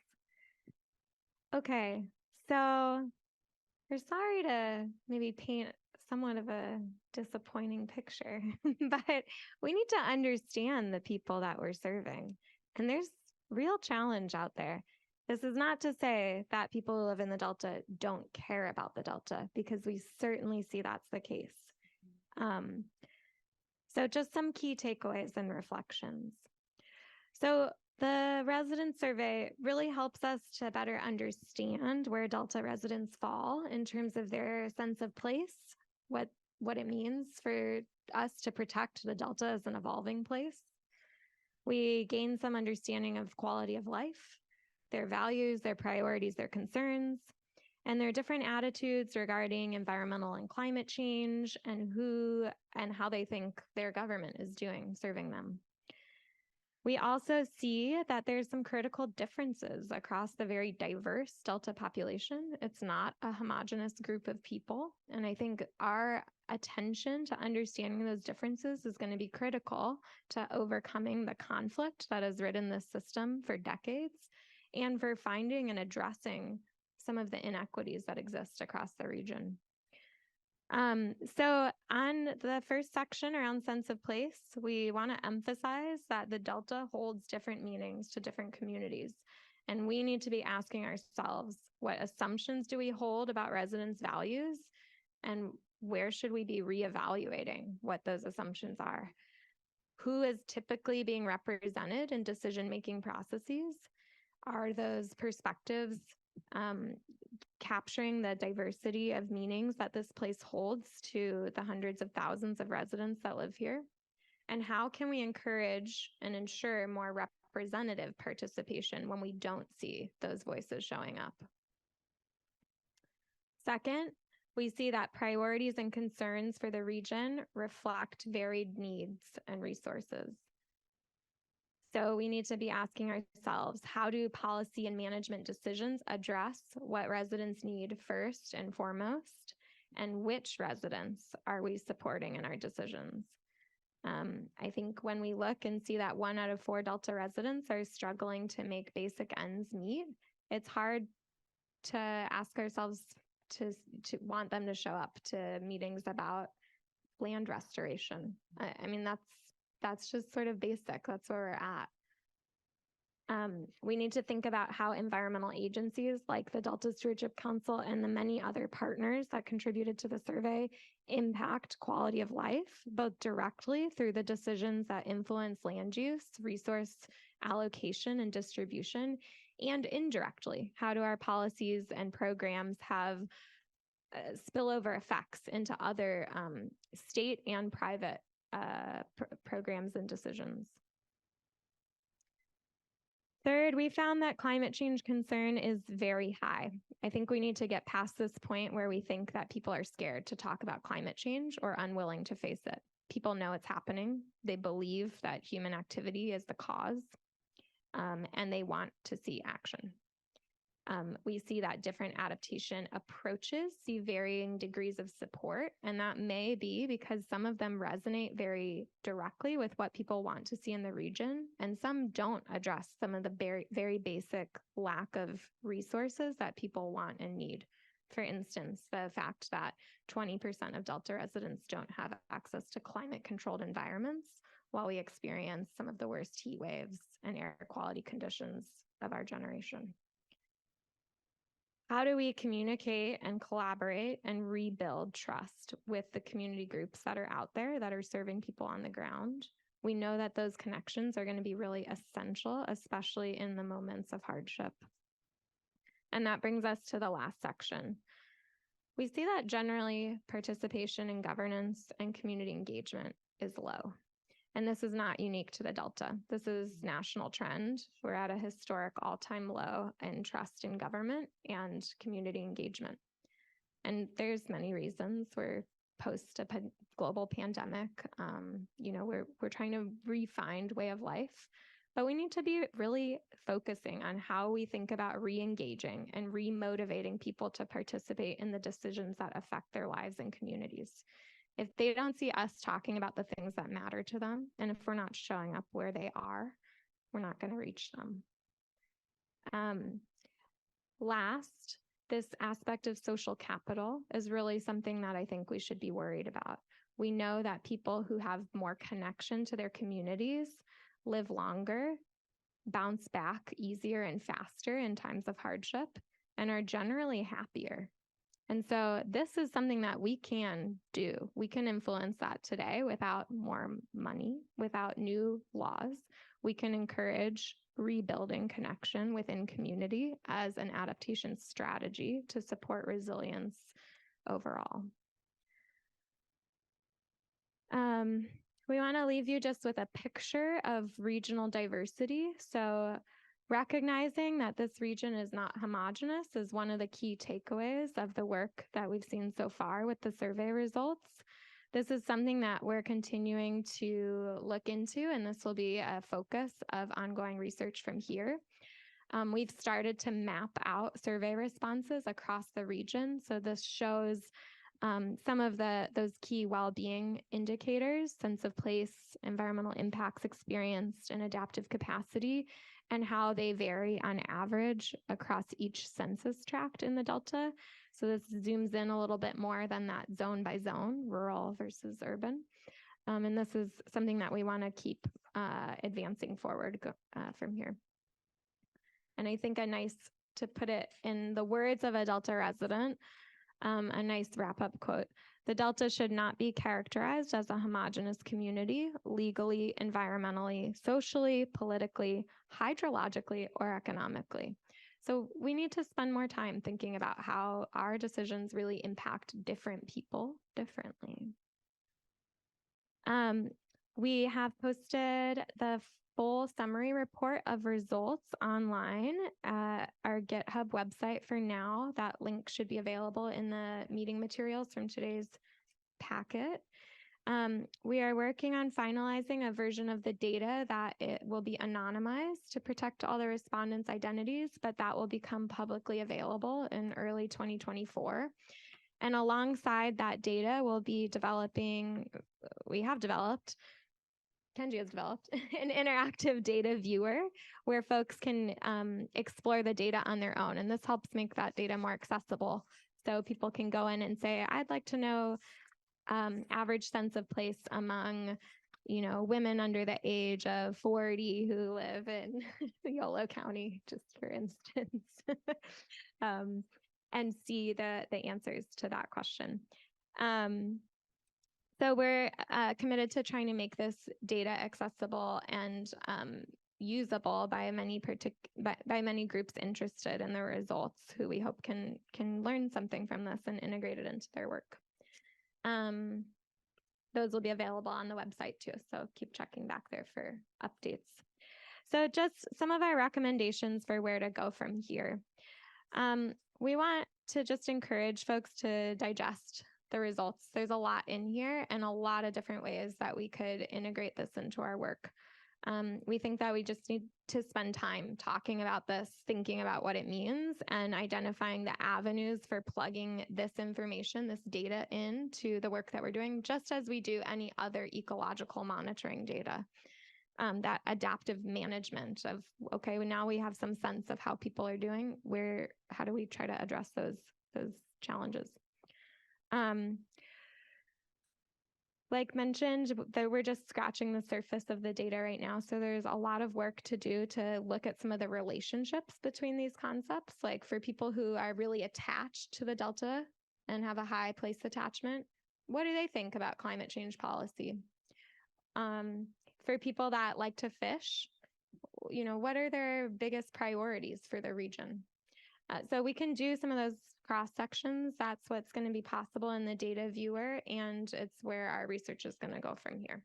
We're super curious to hear what you all are interested in there as well. We encourage the council to really invest in thinking about social well-being monitoring that's needed for the estuary. And we should do this in a way that's coordinated across agencies, because this type of data collection takes time. It requires respondents to participate, and we don't want to send them 10 surveys a year. And there's a lot of different things to measure. We measured 4 kind of concepts, but we could think about a lot more that we want to be tracking. We learned from other systems that repeating these measurements every 3 to 4 years is probably the right interval to start seeing some change. So we don't need to do this again next year, but maybe in 4 years from now, we should repeat the survey and see if we're finding anything different. People will be shifting between age brackets. Even if we assume there's no immigration or emigration from the region, the people who live there are aging and growing like all of us. And then last, we want to encourage investment in collaborating with other regions across the country. So this actually relates really nicely back to Dr. Culberson's presentation earlier about the Chesapeake Bay collaborative group. There's a lot of other estuaries and big ecosystems across the country who are trying to invest in social well-being monitoring and bringing that into their sort of holistic environmental management approaches. We learned a lot from the Puget Sound, and Kelly Biedenregen, who wasn't able to join today, developed the Human Wellbeing Survey for the Puget Sound. We've also worked with Chesapeake Bay and their stewardship indicators, and it gives us some relative data. So we can say, how's the Delta doing compared to other places? Is it changing a lot faster or slower than other places? But we need to be measuring the same things in the same way to be able to make those comparisons. And investing in that takes time and relationship development, but it's really critical to make this data more valuable over time. So we want to stop there and see what questions you have. And we're very keen to hear what you're interested in seeing more of. And please feel free to ask putting you on the spot. Sacramento State about their other survey-based research with other state agencies. They do a ton of contracted surveys for understanding public opinion for many different state and local agencies. And we'll do our best to answer your questions. So thanks all. Thanks for the time today. Great. Thank you. I'm going to open it up to the council for questions, comments, and I saw the finger from not the finger, but a finger from Councilmember Waiso. Fascinating. I got a chance to review the report as well. on the one hand, having seen lots and lots of polls, I'm not really surprised, but by what I saw. It's interesting to me, however, that not everybody identifies as a Delta resident. I thought that was very fascinating. But generally, it's very normal to see the variety. It's a variety of people that live there, and they all have different views on what their community is and what it represents to them and what importance it has to them, and in relation to some of the improvements they want to see. You see some interesting disagreements happening as normal, where one of the assets that's listed is proximity to urban development, and one of the challenges is the growth of urban development. And I thought that was really interesting, because you can see why being close to urban development may be great in terms of offering more diverse products and things to do that improve quality of life, but also the way they see that some people, I don't know that they're the same people, that I'm guessing they're different people that marked that column and that expressed that concern. But I do see that it's interesting to see that dichotomy there. The other, I mean, generally, what I'm interested in, I don't think was in the survey, that seems so when people express interest in wanting to see an improvement in the environment, and they want to see the estuary work better, and they talk about how there used to be a more abundant run of fish that they could sustain themselves from. I thought that was very interesting. It speaks to some individuals wanting there to be better jobs, better job opportunities, better wages, others wanting to see parks and more investments. They kind of felt like they live in an area that's been forgotten by the state. In an area that I could argue is at the heart of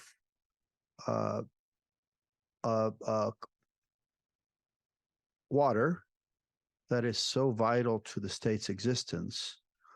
It's hard to really understand that something that is so important to the state, that comes from a region of the state that's so pivotal, that not only provides water for the region, but for the rest of the state, that they kind of feel that state isn't reinvesting. And I'd like to see what they think of investments that could potentially solve some of the Delta crises, that could reinvest in neighborhoods, that could provide jobs, and that there could be one or more projects that could do that. How would they feel about that? It would be hard to really put that question into one question, but would they invite an investment that could create quality, better jobs over the long run, and also balance environmental stewardship?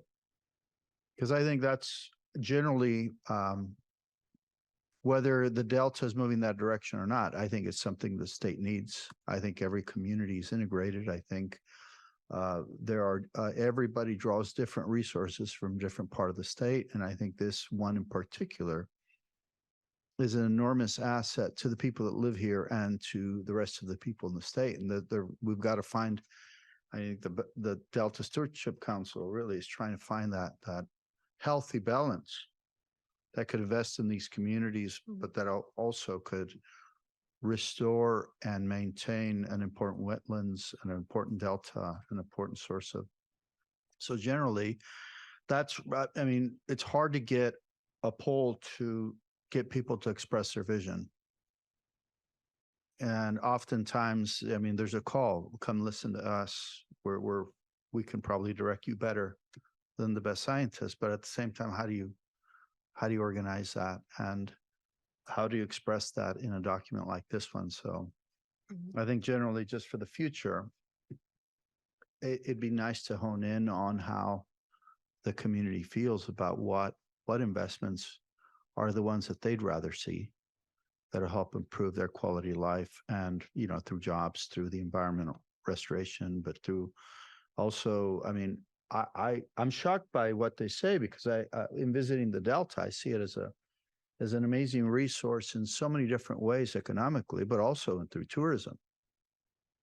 Do they invite tourism? Would they like to see more people visit? We've talked about kind of in our last meeting about the history of the region and the cultural benefits of the region to the rest of the state. Is that something that is important to the people of the Delta as well? Because it's all interrelated, but all of it together can help drive that prosperity and help drive and fund the investment that's necessary to restore the Delta. Because I mean, sometimes, money does matter in a lot of these projects. They're very expensive, and any kind of restoration, any kind of parks improvements, better schools, all that costs money, and it's got to really be tied to the economic plan of the state and of the region. So I just want to share that. Thank you. Thank you for those comments. Yes, Councilmember Moranian, and then to Councilmember Burgess and Councilmember Zingali, please let me know if you have any thoughts and questions. Oh, well, thank you. First of all, this was, I know that this was a massive effort, and it's a lot of work going into designing, sampling, all that stuff. And all these numbers and findings tell a story, but yet I think that this is the first layer of the story that we hear, because if you do the same survey in any area, any region, you will find that it's different. You'll find it's different on the basis of race, ethnic background, income, north and south, all of that. So a part of it is common information, and a part of it, is more specific. And I'm thinking that it's the first layer of, or it's the first glance of, if somebody looks at the Delta residents, that's, if we create Mylars, it's the first layer of the Mylar. So what I was thinking about, while you were presenting, that if we would, first of all, the sampling, of how the zones, and they're so diverse, and how skewed it could have been with the percentage of participation, and naturally so, more affluent, more educated, or are going to be more responsive. And is that true that because we have a smaller sample of, correct me if I'm wrong, smaller sample of residents who are less affluent, less educated, and some of the findings might be generalized. And if we dig down by zone, we will have additional findings. For example, on page 9, we talk about challenges.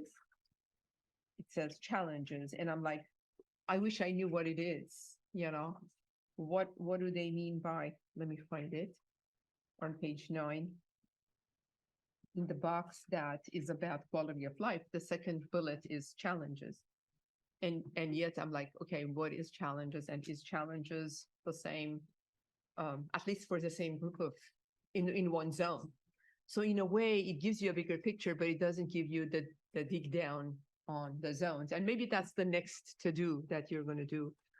And then again, in terms of what you brought on quality of life, I mean, you have this big boxes at the end of each of these variables, and quality of life takeaway, let's say on page 20, has these lines that says, we are forgotten, this, that. So I'm wondering if this is a real general sentiment, or it's still very localized by zones. So I don't want to go out and say the majority of the Delta people said that they're forgotten, and this is the lost case and cause. And so we have to be careful a little bit about how we use this information. I mean, the story that it tells could be localized. So I wouldn't want to refer and say this somewhere. So that's my other things. And then at some point will be interesting to talk about national versus local in any survey that we do, right? I mean, we know nationally that people don't like to go to meetings.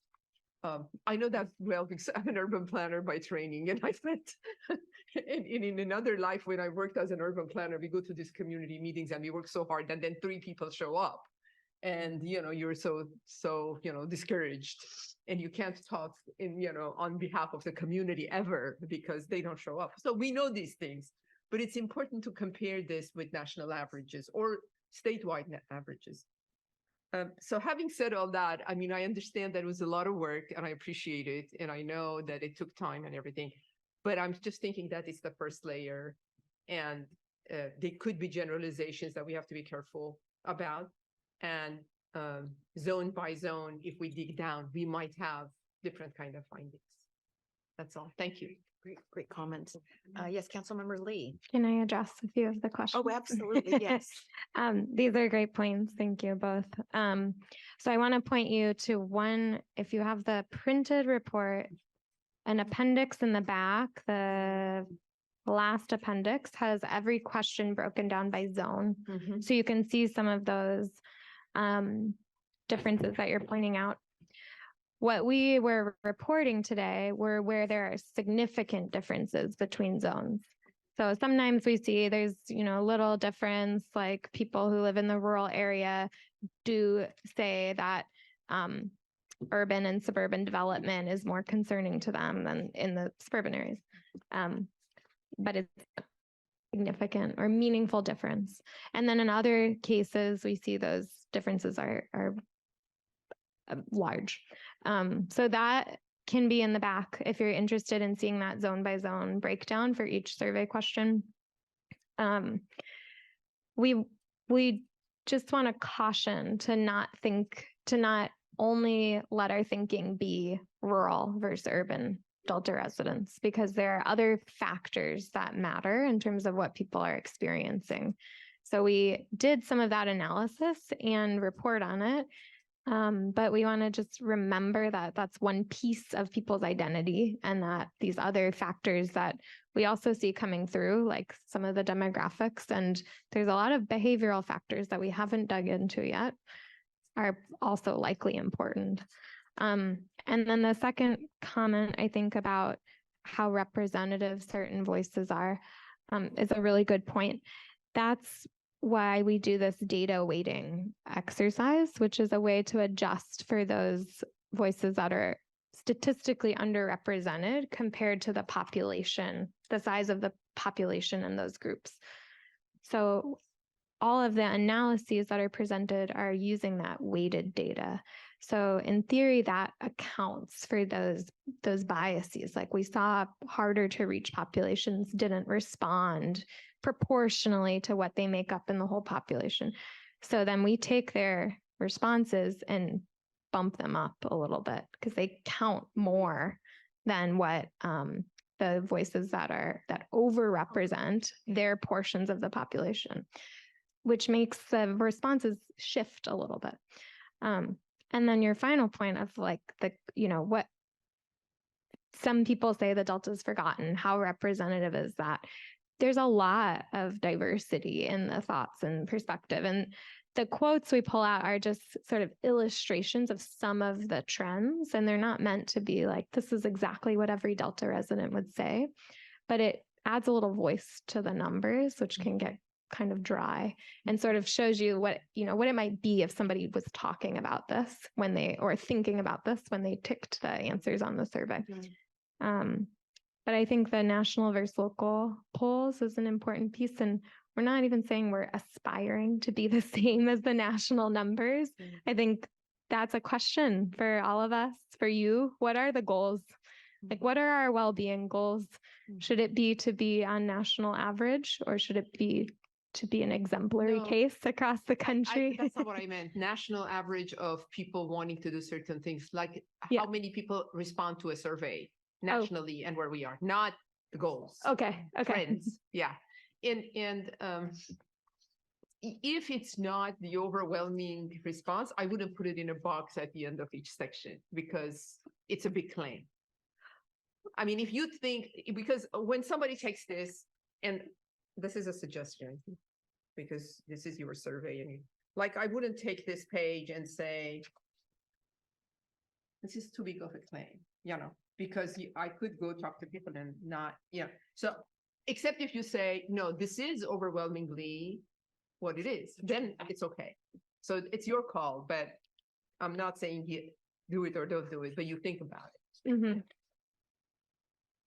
Okay, thank you. Great points. Yes, Councilmember Lee.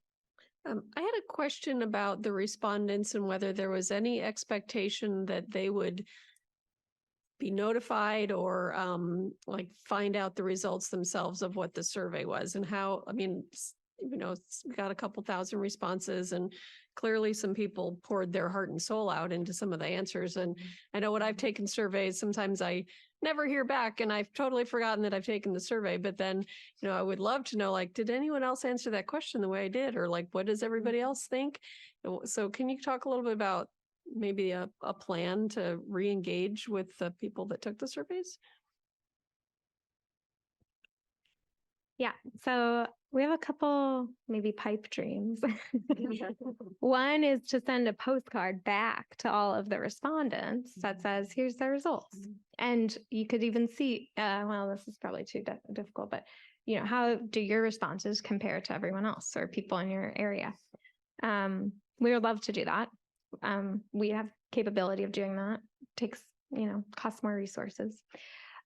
We are going to share the results with the list of community groups that we were in contact with, which we have a pretty extensive list, over 100 emails there that we've, personally engaged with that sent support for the work out to their channels. So we're going to share the results with them in this form, but also hopefully in some easier to digest fact sheets and infographics, because people aren't going to read a 100-page report. That's for this room pretty much only. So we know we need to kind of distill down key messages and send those out through those community channels. Welcome your all's thoughts. How else should we get the responses back out? One thing we talked about is send a postcard back out to all 80,000 people and say, here's what people said. Some of you may have responded, some of you didn't, and maybe that helps buy in for the next time we send a survey. If you feel like these results don't represent your perspective, then maybe next time other folks respond too. So those are a couple ideas on the docket. Constituents that you all serve, how do we reach them? We did have a state senator send this out on their Facebook page. So, we could try that with some of the elected officials in the districts that we work with. Try to get them interested in sharing and also using the results and learning about their own constituents. Yeah. So work in progress, but it's a great point and we are thinking about it and we don't want it to just go on a shelf, and especially the people who are trying to elevate their perspectives and bring those in the room to never see what their co-respondents said. Thank you. I want to open it up to Councilmember Zingali and Councilmember Burgess, but before I do that, because I'm going to lose my train of thought on this, and I think that's a really great point. Curious minds want to know, especially when you've responded.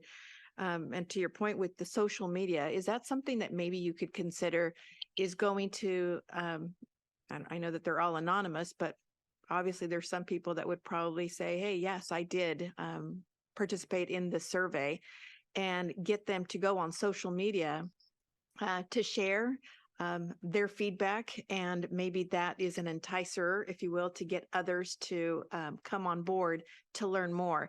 But using that thread, if you will, of those, because there's ways to go to certain populations using social media.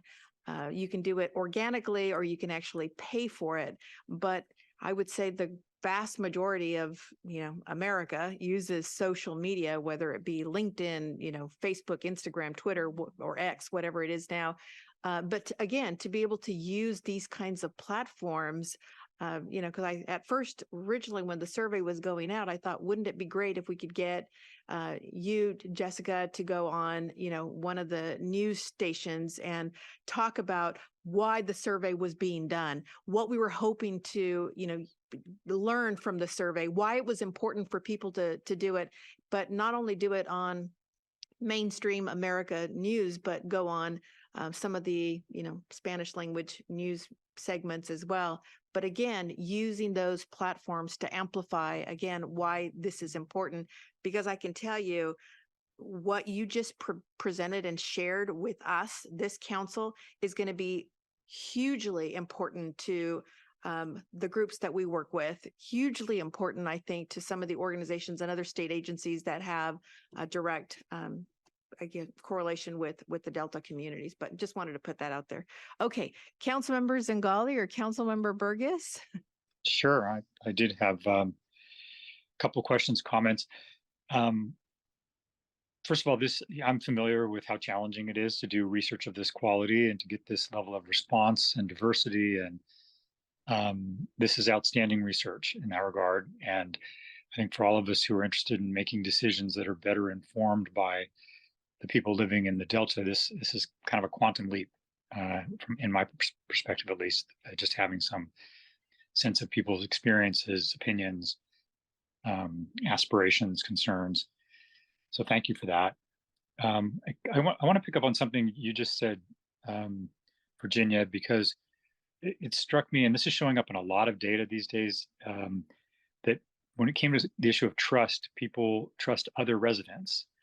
And as you mentioned in your presentation, trust in institutions and government is sharply declining, but trust in other people is holding steady, even getting stronger. And so I think I'm intrigued by Virginia's idea of somehow leveraging the fact that this many people trusted you with their opinions and took the time to participate. Is there a way of leveraging that to get greater participation from people who are in that peer-to-peer trust zone? So that was one thing. And the other question I had was about some of the limitations of doing this by mail, which I'm sure you all are familiar with. And I'm wondering about populations who are housing insecure, maybe are flat out homeless, maybe they are agricultural workers who are seasonally residents, or they're just having a reliable mailing address is not part of their reality. Were you able to make any effort, or can you foresee reaching out to folks like that? A lot of people, like the ones I just described, who don't have an address, a reliable address, do have a mobile device. So I'm just wondering if you have thoughts about how we might hear from them.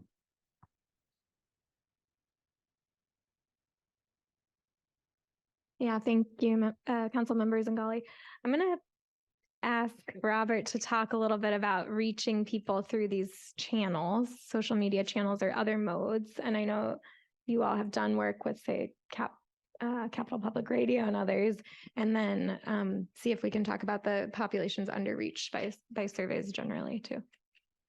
Thanks. One of the challenges of, I guess, with social media or with these types of studies where we are de-identifying the data, if we, as an institution that has to go through IRB to get approval for this, to make sure that we are not damaging anybody, that we are not doing anything incorrectly, if we are going out and trying to promote others to come out and say, hey, I participate in this, there might be a sketchy area that we need to explore to see if that's something that we can do as researchers to reach out to those to come out and talk about it. I'm sure there's a way, but it would take a little bit more expertise that maybe I don't have. But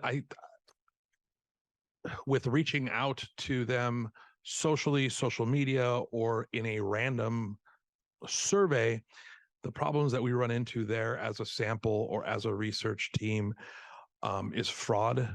If it's out there for anybody and everybody to answer, I'm not going to say who we were working with, but we just did. We're cleaning survey data right now for somebody. They had over 5,000 responses, and over half of them were fraud, because it was sent out to everybody. It's sent out to anybody that could have an IP address to use. So that's something that we bring to the table. We bring the ability to have regional panels that we make sure are true and people that need to be on the panel that are real. And that's one thing that we did as with an ABS sample that we did with this survey, is that we knew that they were occupied residents, the vendor that we use to get our sample. These are residents that are occupied in a residence with those addresses. So we made sure that we weren't sending them to people that aren't there. It makes it more scientific. It makes the data more real. It makes the data more, I guess, truer, if you will, for all that we go through. So having with getting people to come onto social media and talk about what they did and how they responded is a gray area for us as researchers. There is the opportunity. Something else that we do is we do employ listening sessions where we can go into a community and sit down and ask questions and listen and do that more on a qualitative level, which is something that we excel at as well. So if it's something that we want to know what the people in those areas, and you talked about showing up and only having 3 people there, that's the risk that we take. But if we wanted to do more of a qualitative push and a qualitative deep dive, that's something that we can do as well. Very interesting. Yeah, and I just wanted to speak on the on residents that don't have an actual home. So anybody that doesn't have a home. For various projects, what we've done in the past is we also have whatever agency we're working with, we have them have the actual printout of the survey so that they can have people come into their offices and then they help them fill out the survey, or they can fill it out themselves and then just turn it in. So we know for a fact that it's in the area because they went there. So we just use the address of the agency. And that's how we have addressed people that don't live in homes and still want to participate in these type of studies. And it's been pretty successful in these past studies that we've done. For any of you that might be Yolo County residents, you probably got the Yolo County Food Access Survey. If anybody's in Yolo County, that is something that we put together for the Yolo Food Bank. We did the same thing there with a convenience sample with those that are unhoused. But weren't able to do that with this study so far. Am I right about that? Yeah, so I'll just jump in, and that's correct. And I just want to emphasize, so this was something we talked a lot about in designing the survey approach, and you are right, we did not reach unhoused residents of the Delta. And we thought a lot about that, and I want to just stress that the design and conversation of this survey we've been talking thoroughly about for 2 years now. And so it was a thoughtful conversation. We went back and forth on it a lot. We talked about the ways to do like an agency-based in-person option. And there's practical constraints and there's ethical constraints when you're working with marginalized and vulnerable populations. There are bigger hoops to jump through when you're doing human subjects research. And so I think where this survey advisory group landed when we were meeting regularly to discuss the sample is that we weren't in a place with the resources or the expertise to do that phase of the survey in this pilot. And remember, this was intended to be, can we even functionally do a survey in the Delta of this magnitude? And I think we've proven that we can. And so it's like the type of thing that we could expand to. And I think it's really worth noting. And when we talk about the survey, we do need to emphasize who's not included. So I think it's a really good point. I want to be clear they weren't included here, but it would be an opportunity. And I just want to be that we were thoughtful and conscientious of that in making that decision. But these surveys involve a lot of trade-offs and there's a lot of logistics and practicalities. So, and I think that's when the deep dive, when we're talking about, by zone, by region, would then probably do this, which is like the next layers of what you just did. Yeah, very good. Great. And I like that kind of upfront, making that clear that there are residents of the Delta, whether they have temporary housing, seasonal housing, or don't have housing, who are not included in this particular study, which again, I want to say, I think is extraordinarily thorough in other respects and really rich data there for all of us interested in the people you were able to capture. Thank you again. Councilmember Burgess. Thank you. I've been itching to speak. I've been listening. First of all, I want to thank you all for this presentation. I think there was a lot of time spent on the process. And I think that was an important part of this presentation because the content may be troubling to some people. I think that the content is extremely accurate. I don't think that there is anything skewed. The thing is as the Delta Stewardship Council, stewardship meaning taking care of something, and we need to take care of the Delta. This helps us recognize Delta as a place, meaning the people and the things that they're concerned about.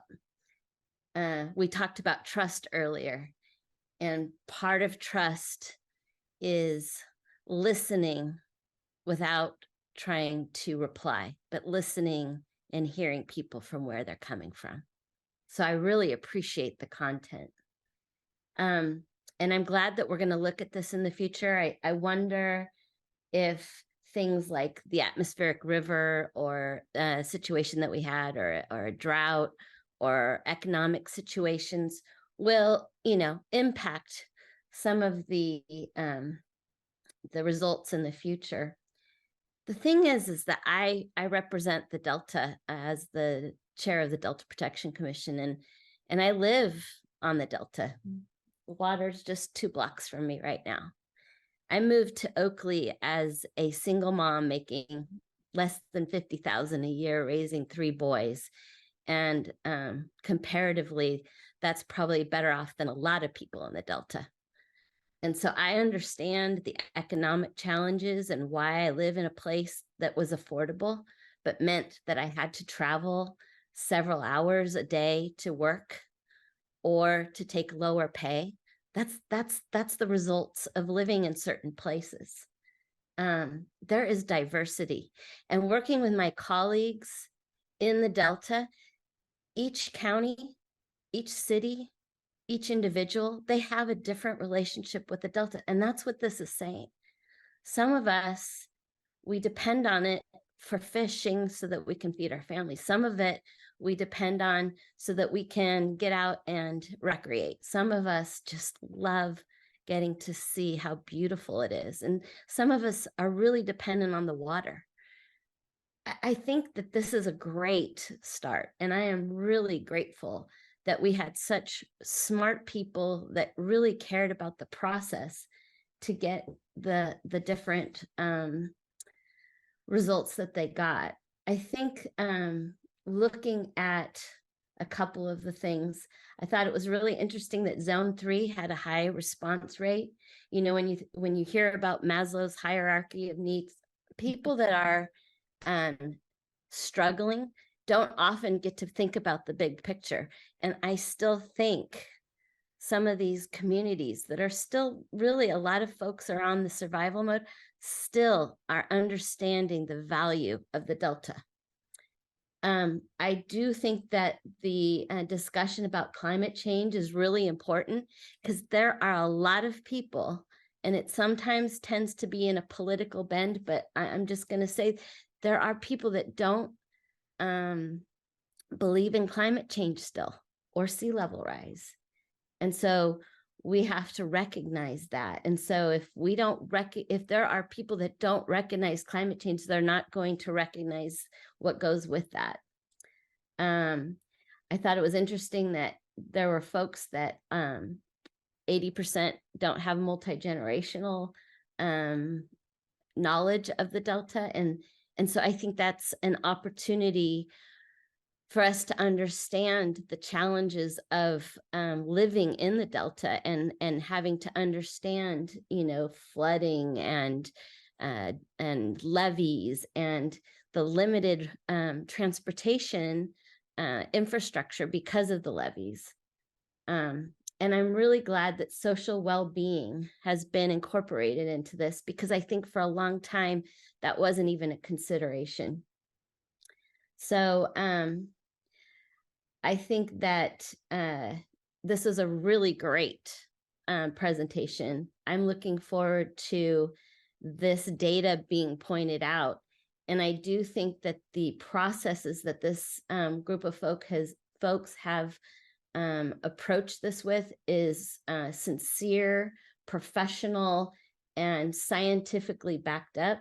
And I suspect that if it's shared in a way that's helps not skew it, because I think people that are on social media or watch the news or whatever, that does impact certain demographics as well. But I think that if we can just share this information and it can go out naturally, hopefully we'll have even more involvement. But I really appreciate this. And I hope that my colleagues that are committed to the stewardship of the Delta are listening and not listening to respond, but actually hearing the people in this survey. Thank you.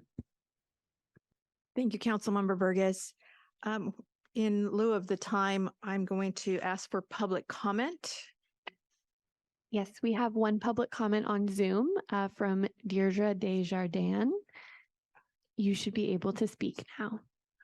I did want to say, as somebody who's lived in the Delta and worked with people there since 2009, that I'm just really, this is a really good survey, and it clicks with my own experience that the Delta is heterogeneous. People identify more with the major urban areas that they're close to rather than in the primary Delta.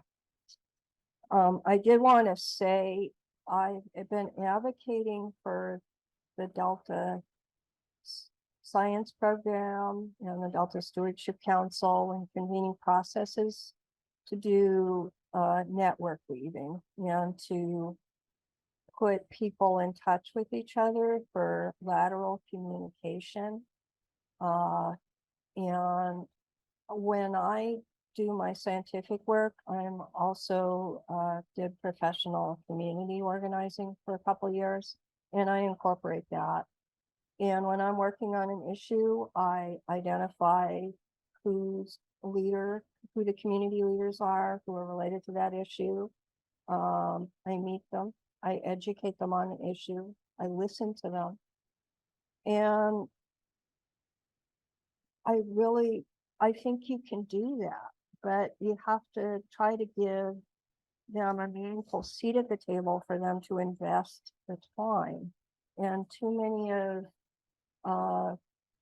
these processes are some pre-canned project where they come in and say, well, we know what we want to do, and you can fiddle around the edges. And there was the Delta Conveyance Project, the Delta Conveyance Design and Construction Authority I convened a stakeholder committee, and it was like, pick 2 of the 3 water fix project intake locations, and people were really unhappy with that. So I think this is excellent, but I really don't think, I think you need to get beyond surveys and beyond workshops where people come, they give input, there's no lateral connections formed. And you really can do network weaving, and every study I've seen that increases community resilience, and it's going to be critically important. We're going to see flooding. We're going to see greatly increased flooding at some point. There was 1 in a 1,000-year flood in Greece. There was an arc storm-like flood in British Columbia. I don't know when it's going to come to California, but sooner or later it will. And those kind of connections are critically important. Thank you for your comments, Deirdre. Just to conclude this item, I want to thank you, all of you that had involvement and organizing and coordinating this, what I consider just outstanding community survey. I think that where I saw that there was maybe a disconnect from those that don't identify with the Delta, I was wondering, is it because of maybe recent, I guess, people moving into the Delta that, again, they're not, 2, 3, 4 generations in? Perhaps maybe that may have contributed to them not really identifying as Delta or as connected to the Delta, I should say. And only because I've seen more and more surveys that have come, actually a recent survey that came out from UC Davis that talked about, the decline in populations in the Bay Area and more increase in, Sacramento, the Sacramento Valley, the San Joaquin Valley. So more people moving in. And so I'm wondering if that has something to do or if it's impacted or it had any impact on survey results. I personally, again, just want to thank you and want to acknowledge this incredible work. I know that this is going to help better inform our decisions, our work moving forward, and not just for us, but for other agencies. But again, in lieu of time, I'm going to have to move. Again, thank you all very, very much. We will now move on to item 13, which is preparation for the next council meeting, which will take place November 16th, 17th at the CNRA building here, 715 P Street in Sacramento. Please refer to the posted meeting notice before the meeting for further information and updates. Again, want to thank everybody for your participation. Be safe, be well, and we'll see you next month. Thank you. Thank you.